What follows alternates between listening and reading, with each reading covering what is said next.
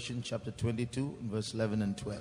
വെളിപ്പാട് പുസ്തകം 22-ാം അധ്യായത്തിന്റെ 11-12 വാക്യങ്ങൾ ഒരിക്കൽ കൂടി വായിക്കാം. അനീതി ചെയ്യുന്നവൻ ഇനിയും അനീതി ചെയ്യട്ടെ, അഴുക്കുള്ളവൻ ഇനിയും അഴുക്കാകട്ടെ, നീതിമാൻ ഇനിയും നീതി ചെയ്യട്ടെ, വിശുദ്ധൻ ഇനിയും തന്നെ വിശദീകരിക്കട്ടെ. ഇതാ ഞാൻ വേഗം വരുന്നു, ഓരോരുത്തന് അവനവന്റെ പ്രവൃത്തിക്ക് തക്കവണ്ണം കൊടുപ്പാൻ പ്രതിഫലം എന്റെ പക്കലുണ്ട്. He that is unjust, let him be unjust still, and he which is filthy, let him be filthy still, and he that is righteous, let him be righteous still, and he that is holy, let him be holy still. And behold, I come quickly, and my reward is with me, to give every man according as his work shall be. Praise the Lord. ദൈവത്തിന് സ്തോത്രം. That the Lord might open our ears to hearken diligently to his voice. Shall we all praise God? ദൈവത്തിന്റെ ശബ്ദം ശ്രദ്ധയോടെ കേൾക്കേണ്ടതിന് ദൈവം നമ്മുടെ കാതുകളെ തുറക്കേണ്ടതിനായി നാം എല്ലാം ചേർന്ന് സ്തോത്രം ചെയ്യാം. Praise the Lord, praise the Lord, praise the Lord. Stotram, stotram, stotram, stotram, stotram, stotram, stotram, stotram, stotram, stotram. As most of you will already know, the Bible studies being conducted these days is under the central theme, spiritual war. നിങ്ങൾ എല്ലാവർക്കും തന്നെ അറിയാവുന്നതുപോലെ ഈ വേദപാഠ ക്ലാസുകൾ നടത്തപ്പെടുന്നത് ആത്മീയ യുദ്ധം എന്നുള്ള ഒരു പേരിലാണ്. For those who have come only today, I'll briefly take you through what we have been seeing during the past 2 days. ഇന്ന് കടന്നു വന്നവർക്കായി കഴിഞ്ഞ 2 ദിവസങ്ങളിൽ നാം കടന്നുപോയ ഭാഗങ്ങളിലൂടെ ഒരിക്കൽ കൂടി ചുരുക്കമായി കടന്നു പോകാം. Warfare is taking place at a two-fold level in our lives. നമ്മുടെ ജീവിതത്തിൽ യുദ്ധം എന്നുള്ളത് 2 ഘട്ടങ്ങളിലായി 2 നിലയിലായി നടക്കുന്നു. Basically, at one level, we are all facing war personally. അടിസ്ഥാനപരമായി നാം എല്ലാം നമ്മുടെ ജീവിതത്തിൽ വ്യക്തിപരമായ പോരാട്ടങ്ങൾ, യുദ്ധങ്ങൾ നേരിടുന്നു. They are the daily trials of life. അത് നമ്മുടെ ജീവിതത്തിന്റെ ദൈനംദിന പരീക്ഷകളാണ്. But then there's another war coming soon before Jesus comes, where we all have to collectively get together and wage that warfare. കർത്താവായ യേശുക്രിസ്തുവിന്റെ വരവിന് മുമ്പായിട്ടുള്ള ഒരു വലിയ യുദ്ധം വരുന്നുണ്ട്. ആ യുദ്ധത്തിൽ നാം എല്ലാവരും ഒന്ന് ചേർന്ന് ഒന്നായി യുദ്ധം ചെയ്യേണ്ടിയിരിക്കുന്നു. We saw many verses from the Bible that prove that there's a war coming for all children of God who stand for the truth. സത്യത്തിന് വേണ്ടി നിലനിൽക്കുന്ന ദൈവമക്കൾക്ക് എല്ലാവർക്കുമായി ഒരു വലിയ യുദ്ധം വരുന്നു എന്നുള്ളതിനെ കുറിച്ച് തെളിയിക്കേണ്ടതിനായി പല വാക്യങ്ങൾ നാം കണ്ടു കഴിഞ്ഞുവല്ലോ. And the second day we also saw what is happening around this world and how we are having to face that oncoming war. രണ്ടാമത്തെ ദിവസം എന്താണ് ഈ നമ്മുടെ ചുറ്റുപാടുമുള്ള ലോകത്തിൽ നടക്കുന്നതെന്നും എങ്ങനെയാണ് ആ വന്നുകൊണ്ടിരിക്കുന്ന യുദ്ധത്തെ നാം നേരിടേണ്ടത് എന്നുള്ളതിനെ കുറിച്ച് നാം കണ്ടു. How all the crores of people in this world are facing a great deception in their life. They're going to believe a lie. ഈ ലോകത്തിലുള്ള കോടാനുകോടി ജനങ്ങൾ അവരുടെ ജീവിതത്തിൽ ഒരു വഞ്ചനയിലൂടെ കടന്നുപോയി ഒരു ഭോഷ്ക് വിശ്വസിക്കുമാറാക്കിയിരിക്കുന്നു. That's why when Jesus spoke about the last days in his long talk, he said, the first thing he said, take heed lest any man deceive you. അവസാന നാളുകളെ കുറിച്ചുള്ള കർത്താവായ യേശുക്രിസ്തുവിന്റെ വലിയ പ്രസംഗത്തിന് മുമ്പ് ആമുഖമായി താൻ പറയുന്നത് ആരും നിങ്ങളെ വഞ്ചിപ്പാതിരിപ്പാൻ ശ്രദ്ധിച്ചുകൊള്ളുവിൻ എന്നാണ്. So when such terrible things are going on in this world, ഇങ്ങനെയുള്ള ഭയാനകമായ കാര്യങ്ങൾ ഈ ലോകത്തിൽ നടന്നുകൊണ്ടിരിക്കുമ്പോൾ, when Satan is gaining power so that he is able to bring all the people of this world under his control by controlling their minds, ഈ ലോകത്തിലുള്ള മുഴുവൻ ജനത്തെയും അവരുടെ മനസ്സിനെ നിയന്ത്രിച്ചുകൊണ്ട് അവന്റെ അധീനതയിൽ കൊണ്ടുവരുവാൻ തക്കവണ്ണമുള്ള അധികാരം സാത്താൻ പ്രാപിച്ചുകൊണ്ടിരിക്കുമ്പോൾ, in these days when darkness is going to cover the earth and gross darkness is going to cover the people, ഈ നാളുകളിൽ അന്ധകാരം ഭൂമിയെയും കൂരിരുട്ട് ജാതികളെയും മൂടിക്കൊണ്ടിരിക്കുന്ന സമയത്ത്, we as the children of God, what are we going to do these days to counter that onslaught of the enemy? ദൈവമക്കളായ നാം ദൈവമക്കൾ എന്നുള്ള നിലയിൽ ആ ശത്രുവിന്റെ വലിയ സംഹാരത്തെ തടയേണ്ടതിന് നാം എന്താണ് ചെയ്യുന്നത്? When we read the verse that we read just now, ഇപ്പോൾ നാം വായിച്ച വാക്യത്തിൽ നാം കാണുമ്പോൾ, this verse is appropriate for all times for us to read, but especially in that season when Jesus is coming. ഈ വേദവചനം നമുക്ക് നമ്മുടെ ജീവിതത്തിൽ ഏത് കാലഘട്ടത്തിലും നമുക്ക് യോജിച്ചതാണെങ്കിലും പ്രത്യേകിച്ച് കർത്താവിന്റെ വരവിനടുത്തിരിക്കുന്ന സമയത്ത് ഇത് ഏറ്റവും യോജിച്ചതായിരിക്കുന്നു. That's why he that is holy, let him be holy still. He that is filthy, let him be filthy still. Behold, I come quickly. Which means this will take place even more in the days of his coming. ഇത് ഇവിടെ വായിക്കുമ്പോൾ വിശുദ്ധൻ ഇനിയും തന്നെ വിശുദ്ധീകരിക്കട്ടെ, അഴുക്കുള്ളവൻ ഇനിയും അഴുക്കാടട്ടെ, ഇതാ ഞാൻ വേഗം വരുന്നു എന്ന് പറയുന്നു. So it means it's going to take place in the days of his coming. അതുകൊണ്ട് ഇത് കർത്താവിന്റെ വരവിന്റെ നാളുകളിൽ സംഭവിക്കുവാനുള്ള കാര്യമാണ്. So this verse is trying to hasten us or wake us up or getting us to hurry up, saying, get holy even more quickly. ഈ വാക്യം നമ്മുടെ ജീവിതത്തിൽ നമ്മെ ഉണർത്തുവാനായിട്ട് ഉദ്ദേശിച്ചുള്ളതാണ്. അത് പറയുന്നത് ഇപ്പോഴുള്ളതിലും അധികം വിശുദ്ധീകരിക്കപ്പെടണമെന്നാണ്. 3 times in the closing words of this Bible, Jesus says, I come quickly. ബൈബിളിന്റെ അവസാന വാക്കുകളിലേക്ക് വരുമ്പോൾ യേശുക്രിസ്തു 3 പ്രാവശ്യം പറയുന്നുണ്ട്, ഇതാ ഞാൻ വേഗം വരുന്നു. So we have to hurry up. അതുകൊണ്ട് നാം അതിനായി ഒരുങ്ങേണ്ടിയിരിക്കുന്നു. We, the church of God, have to act very fast. നാം ദൈവസഭയാകുന്ന നാം അതിവേഗത്തിൽ പ്രവർത്തിക്കേണ്ടിയിരിക്കുന്നു. Now I told you I'm going to tell you about the dream that a man of God saw a few years ago about the end time warfare that the church of God has to face. അവസാന നാളുകളിൽ ദൈവസഭയ്ക്ക് നേരിടേണ്ടതാകുന്ന ആ അന്ത്യയുദ്ധത്തെക്കുറിച്ച് ഒരു ദൈവപുരുഷൻ കണ്ടതായ സ്വപ്നത്തെക്കുറിച്ച് പറയാമെന്നാണല്ലോ ഞാൻ പറഞ്ഞിരുന്നത്. It's not one dream, it's a series of dreams combined with visions, combined with revelations that he made into a book. അത് ഒരു സ്വപ്നമല്ല, അത് ഒരു കൂട്ടം സ്വപ്നങ്ങളും ഒരു കൂട്ടം ദർശനങ്ങളും അതിനോട് ചേർന്ന് ഉള്ള വെളിപ്പാടുകളുമാണ്.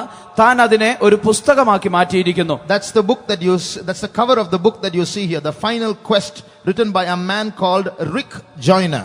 റിക് ജൈന എന്നു പേരുള്ള ഒരു മനുഷ്യൻ എഴുതിയ ഫൈനൽ ക്വസ്റ്റ് അല്ലെങ്കിൽ അവസാന ലക്ഷ്യത്തിലേക്കുള്ള യാത്ര എന്നുള്ള പുസ്തകത്തിന്റെ പുറംചട്ടയാണ് നിങ്ങൾ അവിടെ കണ്ടത്. So there he describes what he saw as he spent many days in the presence of God. He saw visions and dreams and received revelations from God. Collectively he put them down into one book and wrote them. താൻ അതിനെക്കുറിച്ച് പറഞ്ഞത്, താൻ അനേക ദിവസങ്ങൾ ദൈവസന്നിധിയിൽ ചെലവഴിച്ചിട്ട് അനേക സ്വപ്നങ്ങളും ദർശനങ്ങളും വെളിപ്പാടുകളും പ്രാപിച്ച് അവയെല്ലാം കൂടെ ചേർത്ത് ഒരു പുസ്തക രൂപത്തിലാക്കിയിരിക്കുന്നു എന്നാണ്. And in that book he says there's a big war coming. ആ പുസ്തകത്തിൽ താൻ പറയുന്നത് ഒരു വലിയ യുദ്ധം വരുന്നു എന്നാണ്. It's a huge army of Satan is coming against the people of God. സാത്താന്റെ ഒരു വലിയ സൈന്യം ദൈവമക്കൾക്ക് വിരോധമായി വരുന്നു. And when he says this warfare of Satan is against a particular move by God to bring many souls into his fold. ദൈവത്തിന്റെ കൂട്ടത്തിലേക്ക് അനേക ആത്മാക്കളെ കൊണ്ടുവരുവാനുള്ള ദൈവത്തിന്റെ പ്രത്യേക പദ്ധതിക്ക് വിരോധമായിട്ടാണ് സാത്താന്റെ ഈ പ്രവർത്തനം. I told you spiritual warfare is a struggle between the plan of God and any other plan. ആത്മീയ യുദ്ധം എന്ന് പറയുമ്പോൾ ഞാൻ പറഞ്ഞുവല്ലോ, അത് ദൈവത്തിന്റെ പദ്ധതിയും മറ്റേതൊരു പദ്ധതിയും തമ്മിലുള്ള ഒരു പോരാട്ടമാണ്. So here is a move from Satan standing against the plan of God about the last days. ഇവിടെ അവസാന നാളുകളിൽ ദൈവത്തിനുള്ള പദ്ധതിക്ക് വിരോധമായി നിൽക്കുന്ന സാത്താന്റെ പ്രവൃത്തിയെ കാണുന്നു. So when you study this dream or study the way the war is placed and how the two enemies meet, there you can divide the Christians in that scene into 4 parts. ആ സ്വപ്നത്തിൽ 2 കൂട്ടർ ആ ശത്രുക്കൾ തമ്മിൽ മുഖാമുഖം കണ്ട് യുദ്ധം തുടങ്ങുന്ന ആ സാഹചര്യം വരുമ്പോൾ ആ സാഹചര്യം പരിശോധിച്ചാൽ ക്രിസ്ത്യാനികളെ 4 കൂട്ടമായിട്ട് തിരിക്കുവാൻ കഴിയുന്നു. According to the dream, the Christians can be divided into 4 parts. ആ സ്വപ്നപ്രകാരം ക്രിസ്ത്യാനികളെ 4 ആയിട്ട് തരംതിരിക്കാം. 2 of them are on the wrong side, as though they are part of Satan's army. അതിൽ 2 കൂട്ടർ അതിന്റെ തെറ്റായ വശത്ത് അല്ലെങ്കിൽ സാത്താന്റെ സൈന്യത്തോട് ചേർന്ന പോലെയാണ്. And 2 of those groups are in God's army. അതിൽ 2 ഭാഗം ദൈവത്തിന്റെ സൈന്യത്തോടു കൂടെയാണ്. As he saw this dream and he saw that Satan and his troops were approaching the fallen angels coming towards the army of God. താൻ ഈ സ്വപ്നം കണ്ടപ്പോൾ സാത്താനും അവന്റെ സൈന്യവും വീണുപോയ ദൂതന്മാരും ഈ ദൈവത്തിന്റെ സൈന്യത്തോട് അടുത്ത് വന്നുകൊണ്ടിരിക്കുമ്പോൾ he noticed something very strange. താൻ വളരെ അപരിചിതമായിട്ടുള്ള ചില കാര്യങ്ങൾ കണ്ടു. He saw that these fallen angels were riding not on horses, but they were riding on the backs of Christians. താൻ കണ്ടപ്പോൾ ഈ വീണുപോയ ദൂതന്മാർ അവർ കുതിരപ്പുറത്ത് കയറിയല്ല ഓടിച്ചു വന്നത്, എന്നാൽ ക്രിസ്ത്യാനികളുടെ പുറത്ത് കയറിയാണ് അവർ ഓടിച്ചു വന്നത്. In other words, these fallen angels were using Christians sitting on their back to fight against God and his army. മറ്റൊരു വിധത്തിൽ പറഞ്ഞാൽ ഈ വീണുപോയ ദൂതന്മാർ ക്രിസ്ത്യാനികളുടെ പുറത്ത് കയറി അവരെ ഉപയോഗിച്ചാണ് ദൈവസൈന്യത്തിന് വിരോധമായി പോരാടിയത്. In other words, in the last days, many Christians are going to be on the side of Satan against God. അതിന്റെ അർത്ഥം അവസാന നാളുകളിൽ അനേക ക്രിസ്ത്യാനികൾ സാത്താന്റെ പക്ഷം ചേർന്ന് ദൈവത്തിന് വിരോധമാകും. If you read from 2 Thessalonians chapter 2 and read verse 3. തെസ്സലോനിക്കർക്ക് എഴുതിയ രണ്ടാമത്തെ ലേഖനം 2-ാം അധ്യായത്തിന്റെ 3-ാം വാക്യം തൊട്ട് വായിക്കുമ്പോൾ, ആരും ഏത് വിധേനയും നിങ്ങളെ ചതിക്കരുത്. ആദ്യമേ വിശ്വാസത്യാഗം സംഭവിക്കുകയും നാശയോഗ്യനും അധർമ്മമൂർത്തിയുമായവൻ വെളിപ്പെടുകയും വേണം. Here, in English, please. Let no man deceive you by any means, for that day shall not come except there come a falling away first, and that man of sin be revealed, the son of perdition. Here we read of something called a great falling away.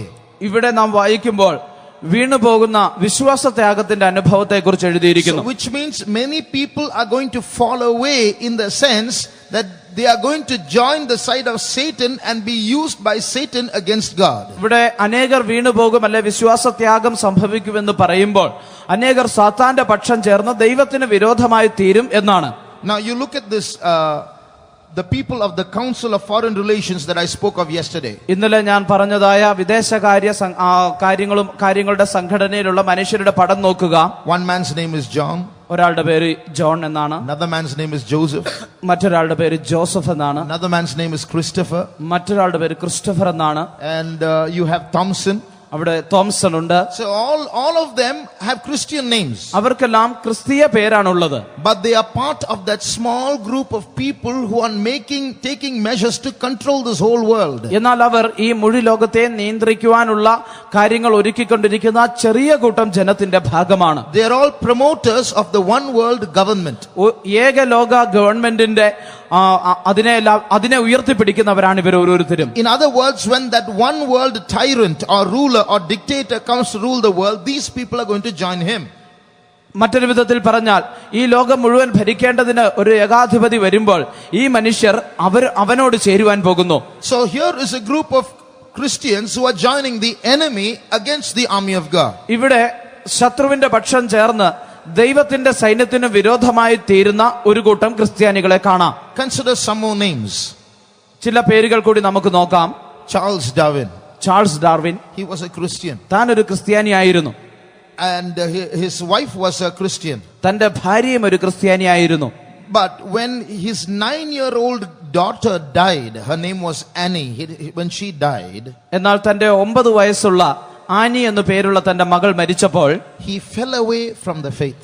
താൻ വിശ്വാസത്തിൽ നിന്ന് വീണുപോയി. And that's when he started doing research on how man could have evolved from lower living beings. അതിനുശേഷമാണ് എപ്രകാരമാണ് മനുഷ്യൻ മറ്റ് ജീവികളിൽ നിന്ന് ഉത്ഭവിച്ചത് എന്നുള്ളതിനെ കുറിച്ച് താൻ ഗവേഷണം തുടങ്ങിയത്. And he wrote the book called The Origin of Species. So he became the instrument of Satan to tell the world that God need not exist. There are other ways in which the world could have come. അതിനുശേഷമാണ് താൻ origin of species എന്ന പേരുള്ള പുസ്തകം എഴുതിയത്. മനുഷ്യൻ ഉണ്ടാകുവാൻ ദൈവം ആവശ്യമില്ല എന്നുള്ള ഒരു സിദ്ധാന്തത്തിലേക്ക് കടന്നു വന്നത്. Look at the names: Richard Dawkins, Michael Shermer, Daniel Dennett.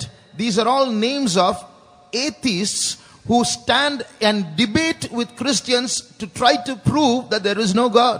Richard Dawkins, Daniel Dennett, Michael Shermer എന്നൊക്കെയുള്ളത് ക്രിസ്തീയ പേരുകളുള്ള എന്നാൽ നിരീശ്വരവാദികളായ മനുഷ്യരാണ്. അവർ ദൈവമില്ല എന്ന് തെളിയിക്കുവാൻ അവർ പ്രസംഗിക്കുന്നവരാണ്. So they argue with Christians and prove that there is no God. ദൈവമില്ല എന്ന് ക്രിസ്ത്യാനികളോട് വാദിച്ച് അവരത് തെളിയിക്കുന്നു.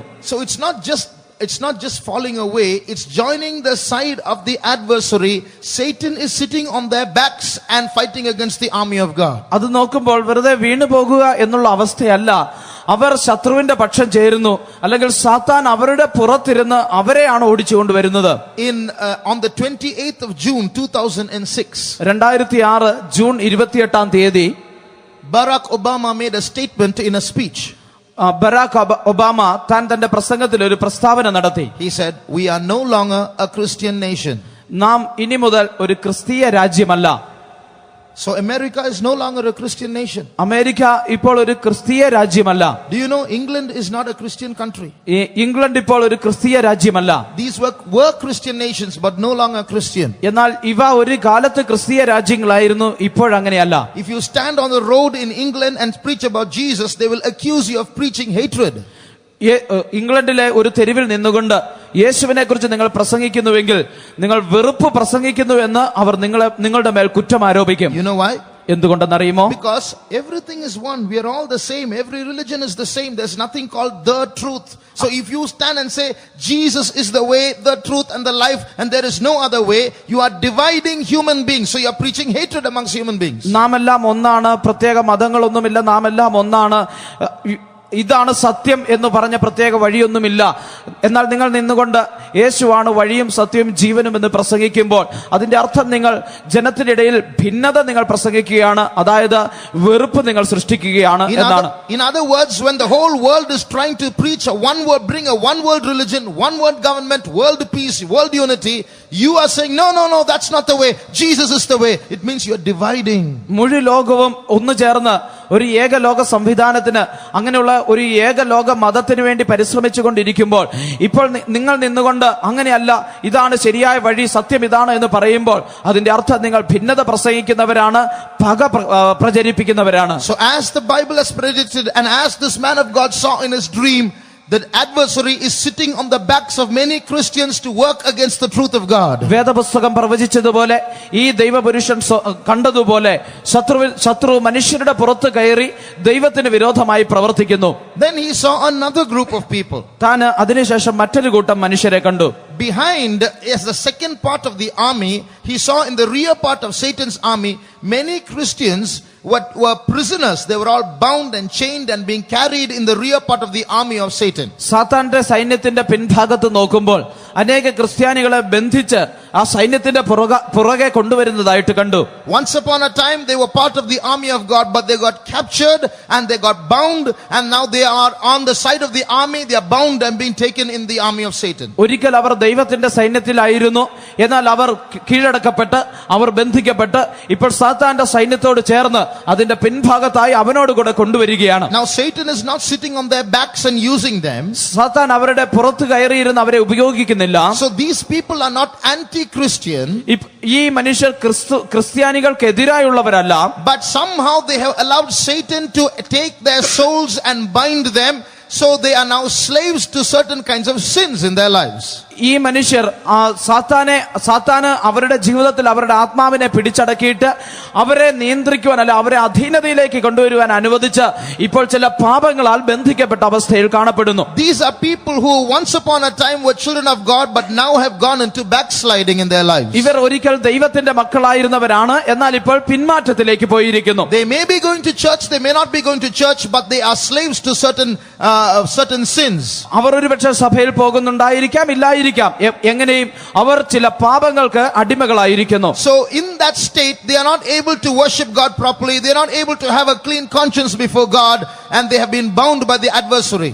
അവർക്ക് ആ അവസ്ഥയിൽ ദൈവത്തെ ആരാധിക്കുവാൻ കഴിയുന്നില്ല, ദൈവ മുമ്പാകെ നല്ല മനസ്സാക്ഷി സൂക്ഷിക്കുവാൻ കഴിയുന്നില്ല, അവർ പാപത്തിന് അടിമയായി ബന്ധിക്കപ്പെട്ടിരിക്കുന്നു. Another thing that he noticed in the dream was there were vultures hovering around this rear part of Satan's army where the captives were, and every now and then those vultures would vomit something on those captives. താൻ കണ്ട സ്വപ്നത്തിൽ താൻ കണ്ടത് ഈ സാത്താന്റെ സൈന്യത്തിന്റെ പുറകിൽ കടന്നു വരുന്ന ആ ബന്ധിക്കപ്പെട്ട മനുഷ്യരോടൊപ്പം അവരുടെ മുകളിലായി വലിയ കഴുകന്മാർ പറന്നുകൊണ്ടിരുന്നു. ആ കഴുകന്മാർ എപ്പോഴും അവയുടെ വായിൽ നിന്ന് എന്തോ ഈ ബന്ധിക്കപ്പെട്ടവരുടെ മേൽ ഛർദ്ദിച്ചു കൊണ്ടിരുന്നു. And he said the name of that vomit was called condemnation. താൻ പറഞ്ഞത് ആ കഴുകന്മാർ ഛർദ്ദിച്ച ആ ഛർദ്ദിയുടെ പേര് കുറ്റം വിധിക്കുക, ന്യായം വിധിക്കുക എന്നാണ്. So although these people wanted to fight against, they had swords in their hands, these people. ഈ മനുഷ്യർക്ക് അവരുടെ കയ്യിൽ വാളുകൾ ഉണ്ടായിരുന്നു. And they could fight if they wanted to. അവർക്ക് ആവശ്യമെങ്കിൽ വേണമെങ്കിൽ അവർക്ക് യുദ്ധം ചെയ്യാമായിരുന്നു. But whenever this vomit fell on their heads, they would lose all their strength and succumb to the enemy. എന്നാൽ ഈ ഛർദി അവരുടെ തലയിൽ വീഴുമ്പോൾ അവരുടെ ശക്തിയെല്ലാം ക്ഷയിച്ച് അവർ ശത്രുവിന്റെ അധീനതയിലാകും. So every time the adversary would take their captivity or their sin and show it to them, and they would lose their strength to fight back. ഓരോ പ്രാവശ്യവും ശത്രു അവരെ ബന്ധിച്ചിരിക്കുന്ന ആ പാപം എടുത്ത് അവർക്ക് പോരാടാൻ കഴിയാതെ വണ്ണം അവരെ ആക്കുന്നു. So this is the condemnation that Satan puts into the captives, those who have fallen to sin once again. ഒരിക്കൽ കൂടി പാപത്തിന്റെ അധീനതയിലേക്ക് വീണു പോയവരുടെ മേൽ സാത്താൻ കൊണ്ടുവരുന്ന ന്യായവിധി, കുറ്റം ചാർത്തുന്ന അനുഭവമാണ് അത് കാണിക്കുന്നത്. There might be some sitting in this place, you may be a Christian, you may have had a salvation experience once upon a time, but then a backsliding has taken place in your life. You are a slave to many evils. ഇവിടെ ഒരുപക്ഷെ നിങ്ങൾ ഇവിടെ ആയിരിക്കുന്നത് ഒരു കാലത്ത് നിങ്ങൾ രക്ഷയുടെ അനുഭവം പ്രാപിച്ചവരായിരിക്കാം. എന്നാൽ ഏതോ ചില പാപത്തിന്റെ അധീനതയിൽ വന്ന് നിങ്ങൾ പാപത്തിന്റെ അടിമത്തത്തിലേക്ക് പോയിരിക്കുന്ന അവസ്ഥയിലായിരിക്കാം. You were once hot for God. ഒരിക്കൽ നിങ്ങൾ ദൈവത്തിന് വേണ്ടി തീഷ്ണതയുള്ളവരായിരുന്നു. But something happened in your life and you have lost your anointing. എന്നാൽ നിങ്ങളുടെ ജീവിതത്തിൽ എന്തോ ചിലത് സംഭവിച്ച് നിങ്ങളുടെ അഭിഷേകം നഷ്ടപ്പെട്ടു പോയി. Maybe you cannot tell others what's happened in your life, but you are coming to church, but you are sitting silent. The old fervor, the old heat has gone. നിങ്ങൾ ഒരുപക്ഷെ സഭയിൽ വരുന്നുണ്ടായിരിക്കാം. നിങ്ങളുടെ അവസ്ഥ നിങ്ങൾക്ക് മറ്റുള്ളവരോട് പറയുവാൻ കഴിയാത്ത സാഹചര്യമായിരിക്കാം. എന്നാൽ നിങ്ങൾക്കുണ്ടായിരുന്ന ആ പഴയ അനുഭവം, ആ പഴയ തീഷ്ണത നഷ്ടപ്പെട്ടു പോയിരിക്കുന്നു. But when Jesus came, you know what he said? എന്നാൽ യേശു വന്നപ്പോൾ താൻ എന്താണ് പറഞ്ഞതെന്ന് അറിയുമോ? A bruised reed shall he not break, a smoking flax shall he not quench. ചതഞ്ഞ ഓട അവൻ ഒടിക്കുകയില്ല, പുകയുന്ന തിരി കെടുത്തു കളയുകയില്ല. Look at that word, smoking flax. പുകയുന്ന തിരി എന്നുള്ള ആ വാക്ക് ശ്രദ്ധിക്കുക. The fire has gone out. അതിന്റെ തീ കെട്ടുപോയിരിക്കുന്നു. When you blow a candle, ഒരു മെഴുകുതിരി കത്തിക്കുമ്പോൾ, when you blow on it, അതിൽ നിങ്ങൾ ഊതുമ്പോൾ the fire goes out. അതിന്റെ തീ കെട്ടുപോകുന്നു. You'll have a red spot on the tip of the wick, and then you'll have a lot of smoke. അതിന്റെ തിരിയുടെ അറ്റത്ത് ഒരു ചുമന്ന ഒരു ഭാഗം കാണും, കുറെ പുകയും അവിടെ നിന്ന് വരുന്നത് കാണാം. That's called smoking flax. അതാണ് പുകയുന്ന തിരി. So now the fire has gone out, only smoke. Any moment, even that fire, that little red spot is going to disappear. തീ നേരത്തെ തന്നെ കെട്ടുപോയിരിക്കുന്നു. ഏത് നിമിഷവും ആ ചുവന്ന കളറിലുള്ള പുകയുന്ന അനുഭവം കൂടി നഷ്ടപ്പെട്ടേക്കാം. But Jesus said, even that smoking flax I will not quench. എന്നാൽ യേശു പറഞ്ഞത് ആ പുകയുന്ന തിരി പോലും ഞാൻ കെടുത്തു കളയുകയില്ല എന്നാണ്. If you are struggling with any sin in your life and you feel you have gone into backsliding, നിങ്ങളുടെ ജീവിതത്തിൽ ഏതെങ്കിലും ഒരു പാപത്തോട് പോരാടിയിട്ട് പിന്മാറ്റത്തിന്റെ അവസ്ഥയിലേക്ക് കടന്നു പോയിരിക്കുന്നുവെങ്കിൽ, let me tell you, it is Satan that is condemning you. Jesus wants to deliver you out of your backslidden state. ഞാൻ നിങ്ങളോട് പറയട്ടെ, സാത്താനാണ് നിങ്ങളെ കുറ്റം വിധിച്ചുകൊണ്ടിരിക്കുന്നത്. യേശു നിങ്ങളുടെ പിന്മാറ്റത്തിന്റെ അവസ്ഥയിൽ നിന്ന് നിങ്ങളെ മടക്കി കൊണ്ടുവരുവാൻ ആഗ്രഹിക്കുന്നു. Even if you have lost hope, God wants to put hope back into your life, and he wants to say, I have come even for such people. I don't want to throw you away. ഒരുപക്ഷെ നിങ്ങളുടെ ജീവിതത്തിൽ പ്രത്യാശ നഷ്ടപ്പെട്ട അനുഭവത്തിലായിരിക്കാം. എന്നാൽ യേശു നിങ്ങളുടെ ജീവിതത്തിൽ പ്രത്യാശ തിരികെ തന്നുകൊണ്ട്, ഞാൻ നിങ്ങളെ ഒരിക്കലും തള്ളിക്കളയുന്നില്ല, ഇങ്ങനെയുള്ളവർക്ക് വേണ്ടി കൂടിയാണ് ഞാൻ വന്നിരിക്കുന്നത് എന്ന് പറയുവാൻ ആഗ്രഹിക്കുന്നു. If you surrender to me, I can still work in your life, and I can bring you back, and I can make you part of my army once again. നീ എനിക്കായി ഏൽപ്പിച്ചു തരുന്നുവെങ്കിൽ ഒരിക്കൽ കൂടി എനിക്ക് നിന്നെ എന്റെ സൈന്യത്തിന്റെ ഭാഗമാക്കി മാറ്റുവാൻ കഴിയും. If you read Isaiah chapter 61 and verse 4, യെശയ്യാ പ്രവചനം 61 അധ്യായത്തിന്റെ 4 വാക്യം വായിച്ചാൽ, അവർ പുരാതന ശൂന്യങ്ങളെ പണിയുകയും പൂർവന്മാരുടെ നിർജ്ജന സ്ഥലങ്ങളെ നന്നാക്കുകയും തലമുറ തലമുറയായി നിർജ്ജനമായിരുന്ന ശൂന്യ നഗരങ്ങളെ കേടുപോക്കുകയും ചെയ്യും. And they shall build the old ways, they shall rise up the former desolations, and they shall repair the waste cities, the desolations of many generations. Now why has this verse been written? ഇവിടെ എന്തുകൊണ്ടാണ് ഈ വാക്യം ഇപ്രകാരം എഴുതിയിരിക്കുന്നത്? It's not here to give us some historical information about how literal Jerusalem is going to be rebuilt. ആ പഴയ അക്ഷരീക യെരൂശലേം എപ്രകാരം വീണ്ടും പണിയും എന്നുള്ളതിനെ കുറിച്ച് ചില ചരിത്രപരമായ കാര്യങ്ങൾ പറയേണ്ടതിനല്ല. If this is meant for the church and for our personal life, it means God is going to build up wasted souls and perished souls that have lost their salvation once again. ഇത് നമ്മുടെ ആത്മീക ജീവിതത്തിന്റെ ആത്മീക വർധനയ്ക്ക് വേണ്ടിയാണ് എഴുതിയിരിക്കുന്നതെങ്കിൽ അതിന്റെ അർത്ഥം ദൈവം നഷ്ടപ്പെട്ടു പോയ, പിന്മാറ്റത്തിൽ പോയ ആത്മാക്കളെ വീണ്ടും യഥാസ്ഥാനപ്പെടുത്തി അവരെ പുനരുദ്ധരിച്ച് അവരെ പണിയുമെന്ന് തന്നെയാണ്. He says here he will build up the desolations of many generations. ഇവിടെ വായിക്കുമ്പോൾ അവൻ പുരാതന ശൂന്യങ്ങളെ പണിയും എന്നാണ് എഴുതിയിരിക്കുന്നത്. The last part, many generations, the desolations of many generations. തലമുറകളുടെ നിർജ്ജന സ്ഥലങ്ങളെ താൻ പണിയുമെന്ന് നന്നാക്കുമെന്ന് എഴുതിയിരിക്കുന്നു. What does that mean? എന്താണ് അതിന്റെ അർത്ഥം? lives that have been ruined for many generations. That means families that have gone into backsliding for many generations. Their forefathers would have been good Christians, but now they have gone into backsliding. Their children are in backsliding. Their grandchildren are born in backsliding. Their great-grandchildren are born in backsliding. But God says, I'm going to build them up again. അതിന്റെ അർത്ഥം അനേക തലമുറകൾക്ക് മുമ്പ് പിന്മാറ്റത്തിലേക്ക് ശൂന്യത്തിന്റെ അവസ്ഥയിലേക്ക് കടന്നുപോയ കുടുംബങ്ങൾ ഒരുപക്ഷെ അവരുടെ മുൻ പിതാക്കന്മാർ ദൈവമക്കളായിരുന്നിരിക്കാം. എന്നാൽ അവരുടെ മക്കളും അവരുടെ കൊച്ചുമക്കളുടെ മക്കളുമെല്ലാം പിന്മാറ്റത്തിലായിരിക്കാം പിറന്നിരിക്കുന്നത്. എന്നാൽ ദൈവം പറയുന്നത് ദൈവം അവരെ യഥാസ്ഥാനപ്പെടുത്തി അവരെ വീണ്ടും പണിയുമെന്നാണ്. So when God has hope about us, why should we condemn ourselves? Why should we allow those vultures to vomit on us? ദൈവം നമ്മുടെ ജീവിതത്തിൽ പ്രത്യാശ തരുമ്പോൾ എന്തുകൊണ്ടാണ് നാം നമ്മെ തന്നെ കുറ്റം വിധിക്കുകയും ആ കഴുകന്മാർ നമ്മെ കുറ്റം വിധിക്കുവാൻ നാം അനുവദിക്കുകയും ചെയ്യുന്നത്? So if you feel that you've gone far away from God because the devil has entered into your life and deceived you, remember there is still hope with God. You can come back to him. പിശാച് നിങ്ങളുടെ ജീവിതത്തിൽ പ്രവേശിച്ച് നിങ്ങളെ വഞ്ചിച്ചത് നിമിത്തമായി നിങ്ങൾ ദൈവത്തിൽ നിന്ന് അകന്നു പോയതായിട്ട് നിങ്ങൾ ചിന്തിക്കുന്നുവെങ്കിൽ ദൈവമക്കളെ, നിങ്ങളുടെ ജീവിതത്തിൽ വീണ്ടും പ്രത്യാശയ്ക്ക് വകയുണ്ട്. ദൈവം നിങ്ങളെ വീണ്ടും അവന്റെ അടുക്കിലേക്ക് കൊണ്ടുവരും. It is true that when one spirit leaves a man, 8 spirits will come and try to bring him away again. ഒരു ദുരാത്മാവ് മനുഷ്യനെ വിട്ടു പോകുമ്പോൾ വീണ്ടും 8 ദുരാത്മാക്കൾ അവനിലേക്ക് പ്രവേശിച്ച് അവനെ പിന്മാറ്റത്തിൽ കൊണ്ടുപോകുവാൻ ശ്രമിക്കുമെന്നുള്ളത് വാസ്തവമാണ്. But remember, those 8 spirits are not too big for God to deliver you. എന്നാൽ ദൈവത്തിന് നിങ്ങളെ വിടുവിക്കേണ്ടതിന് ആ 8 ദുരാത്മാക്കൾ എന്നുള്ളത് ഒരു വലിയ പ്രശ്നമല്ല. Shall we close our eyes for 1 minute? നമുക്കൊരു നിമിഷം നമ്മുടെ കണ്ണുകളെ അടയ്ക്കാം. If there is anyone like that in this place, ഒരുപക്ഷെ ഇവിടെ ആരെങ്കിലും ഒരു വ്യക്തിയെങ്കിലും ആ ഒരു അവസ്ഥയിൽ ഉണ്ടെങ്കിൽ, if there is one smoking flax in our midst, നമ്മുടെ മധ്യേ പുകയുന്ന ഒരു തിരിയെങ്കിലും ഉണ്ടെങ്കിൽ, if there's one person who's gone into backsliding, പിന്മാറ്റത്തിലേക്ക് പോയിരിക്കുന്ന ഒരു വ്യക്തിയെങ്കിലും ഉണ്ടെങ്കിൽ, dear brother, dear sister, we are going to pray for you now. പ്രിയ സഹോദര സഹോദരി, ഞങ്ങൾ നിനക്കായി പ്രാർത്ഥിക്കുവാൻ പോകുന്നു. We are going to pray that God is going to bring you out of condemnation. ആ ന്യായവിധിയിൽ നിന്ന്, കുറ്റവിധിയിൽ നിന്ന് ദൈവം നിന്നെ പുറത്തു കൊണ്ടുവരേണ്ടതിന് ഞങ്ങൾ പ്രാർത്ഥിക്കുവാൻ We are going പോകുന്നു. to pray that God is going to light the fire in your life once again. ഒരിക്കൽ കൂടി നിങ്ങളുടെ ജീവിതത്തിൽ ആ കെട്ടുപോയ തീയെ ദൈവം കത്തിക്കേണ്ടതിന് പ്രാർത്ഥിക്കുവാൻ പോകുന്നു. As the church of God, let's get together and pray for anyone here who's gone into backsliding. ഇവിടെ പിന്മാറ്റത്തിൽ കടന്നുപോയിരിക്കുന്ന ഏതെങ്കിലും ഒരു വ്യക്തി ഉണ്ടെങ്കിൽ ദൈവസഭയായി നാം ഒന്നായി ചേർന്ന് തനിക്ക് വേണ്ടി പ്രാർത്ഥിക്കാം. They have swords in their hands, but they don't know how to use it. അവരുടെ കയ്യിൽ വാളുകൾ ഉണ്ടെങ്കിലും അവർക്ക് അത് ഉപയോഗിക്കുവാൻ അറിഞ്ഞുകൂടാ. They have become weak by condemnation.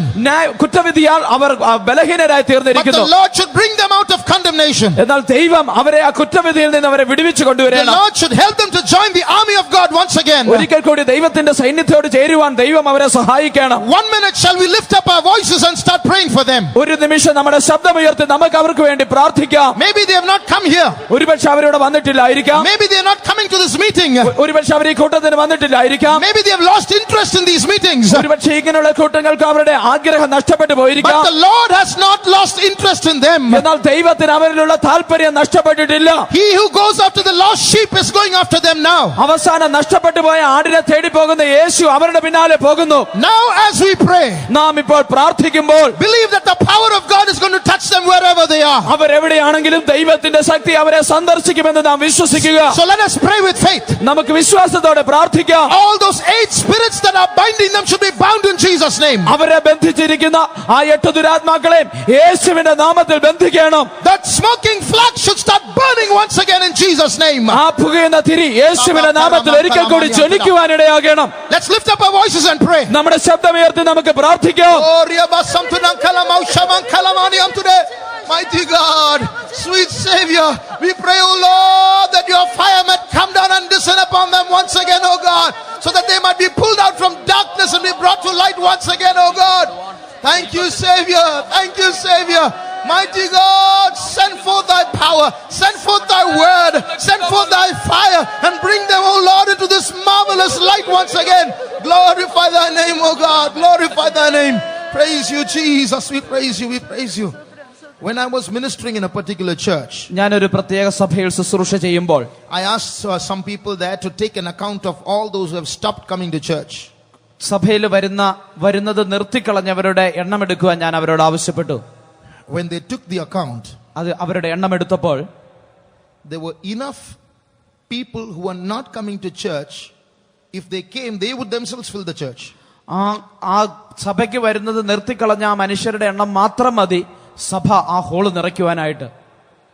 So we sometimes concentrate on new souls and believers, but neglect those who have gone out. നാം പലപ്പോഴും പുതിയ ആത്മാക്കളെയും വിശ്വാസികളെ ശ്രദ്ധിക്കാറുണ്ട്, എന്നാൽ പിന്മാറ്റത്തിലേക്ക് പോകുന്നവരെ നാം പലപ്പോഴും ഉപേക്ഷിച്ച് കളയുന്നു. But Jesus loves them. എന്നാൽ യേശു അവരെ സ്നേഹിക്കുന്നു. God has heard our prayers. ദൈവം നമ്മുടെ പ്രാർത്ഥനകളെ കേട്ടിരിക്കുന്നു. God is going to reach out to them and bring them back in the days to come. ദൈവം അവരിലേക്ക് എത്തിച്ചേർന്ന് അവരെ ഈ വരുന്ന നാളുകളിൽ തിരികെ കൊണ്ടുവരും. Hallelujah. Hallelujah. Now then, in his dream, Rick Joyner in his dream saw a third group of people. തന്റെ സ്വപ്നത്തിൽ ഒരു മൂന്നാമതൊരു കൂട്ടം ജനത്തെ കണ്ടു.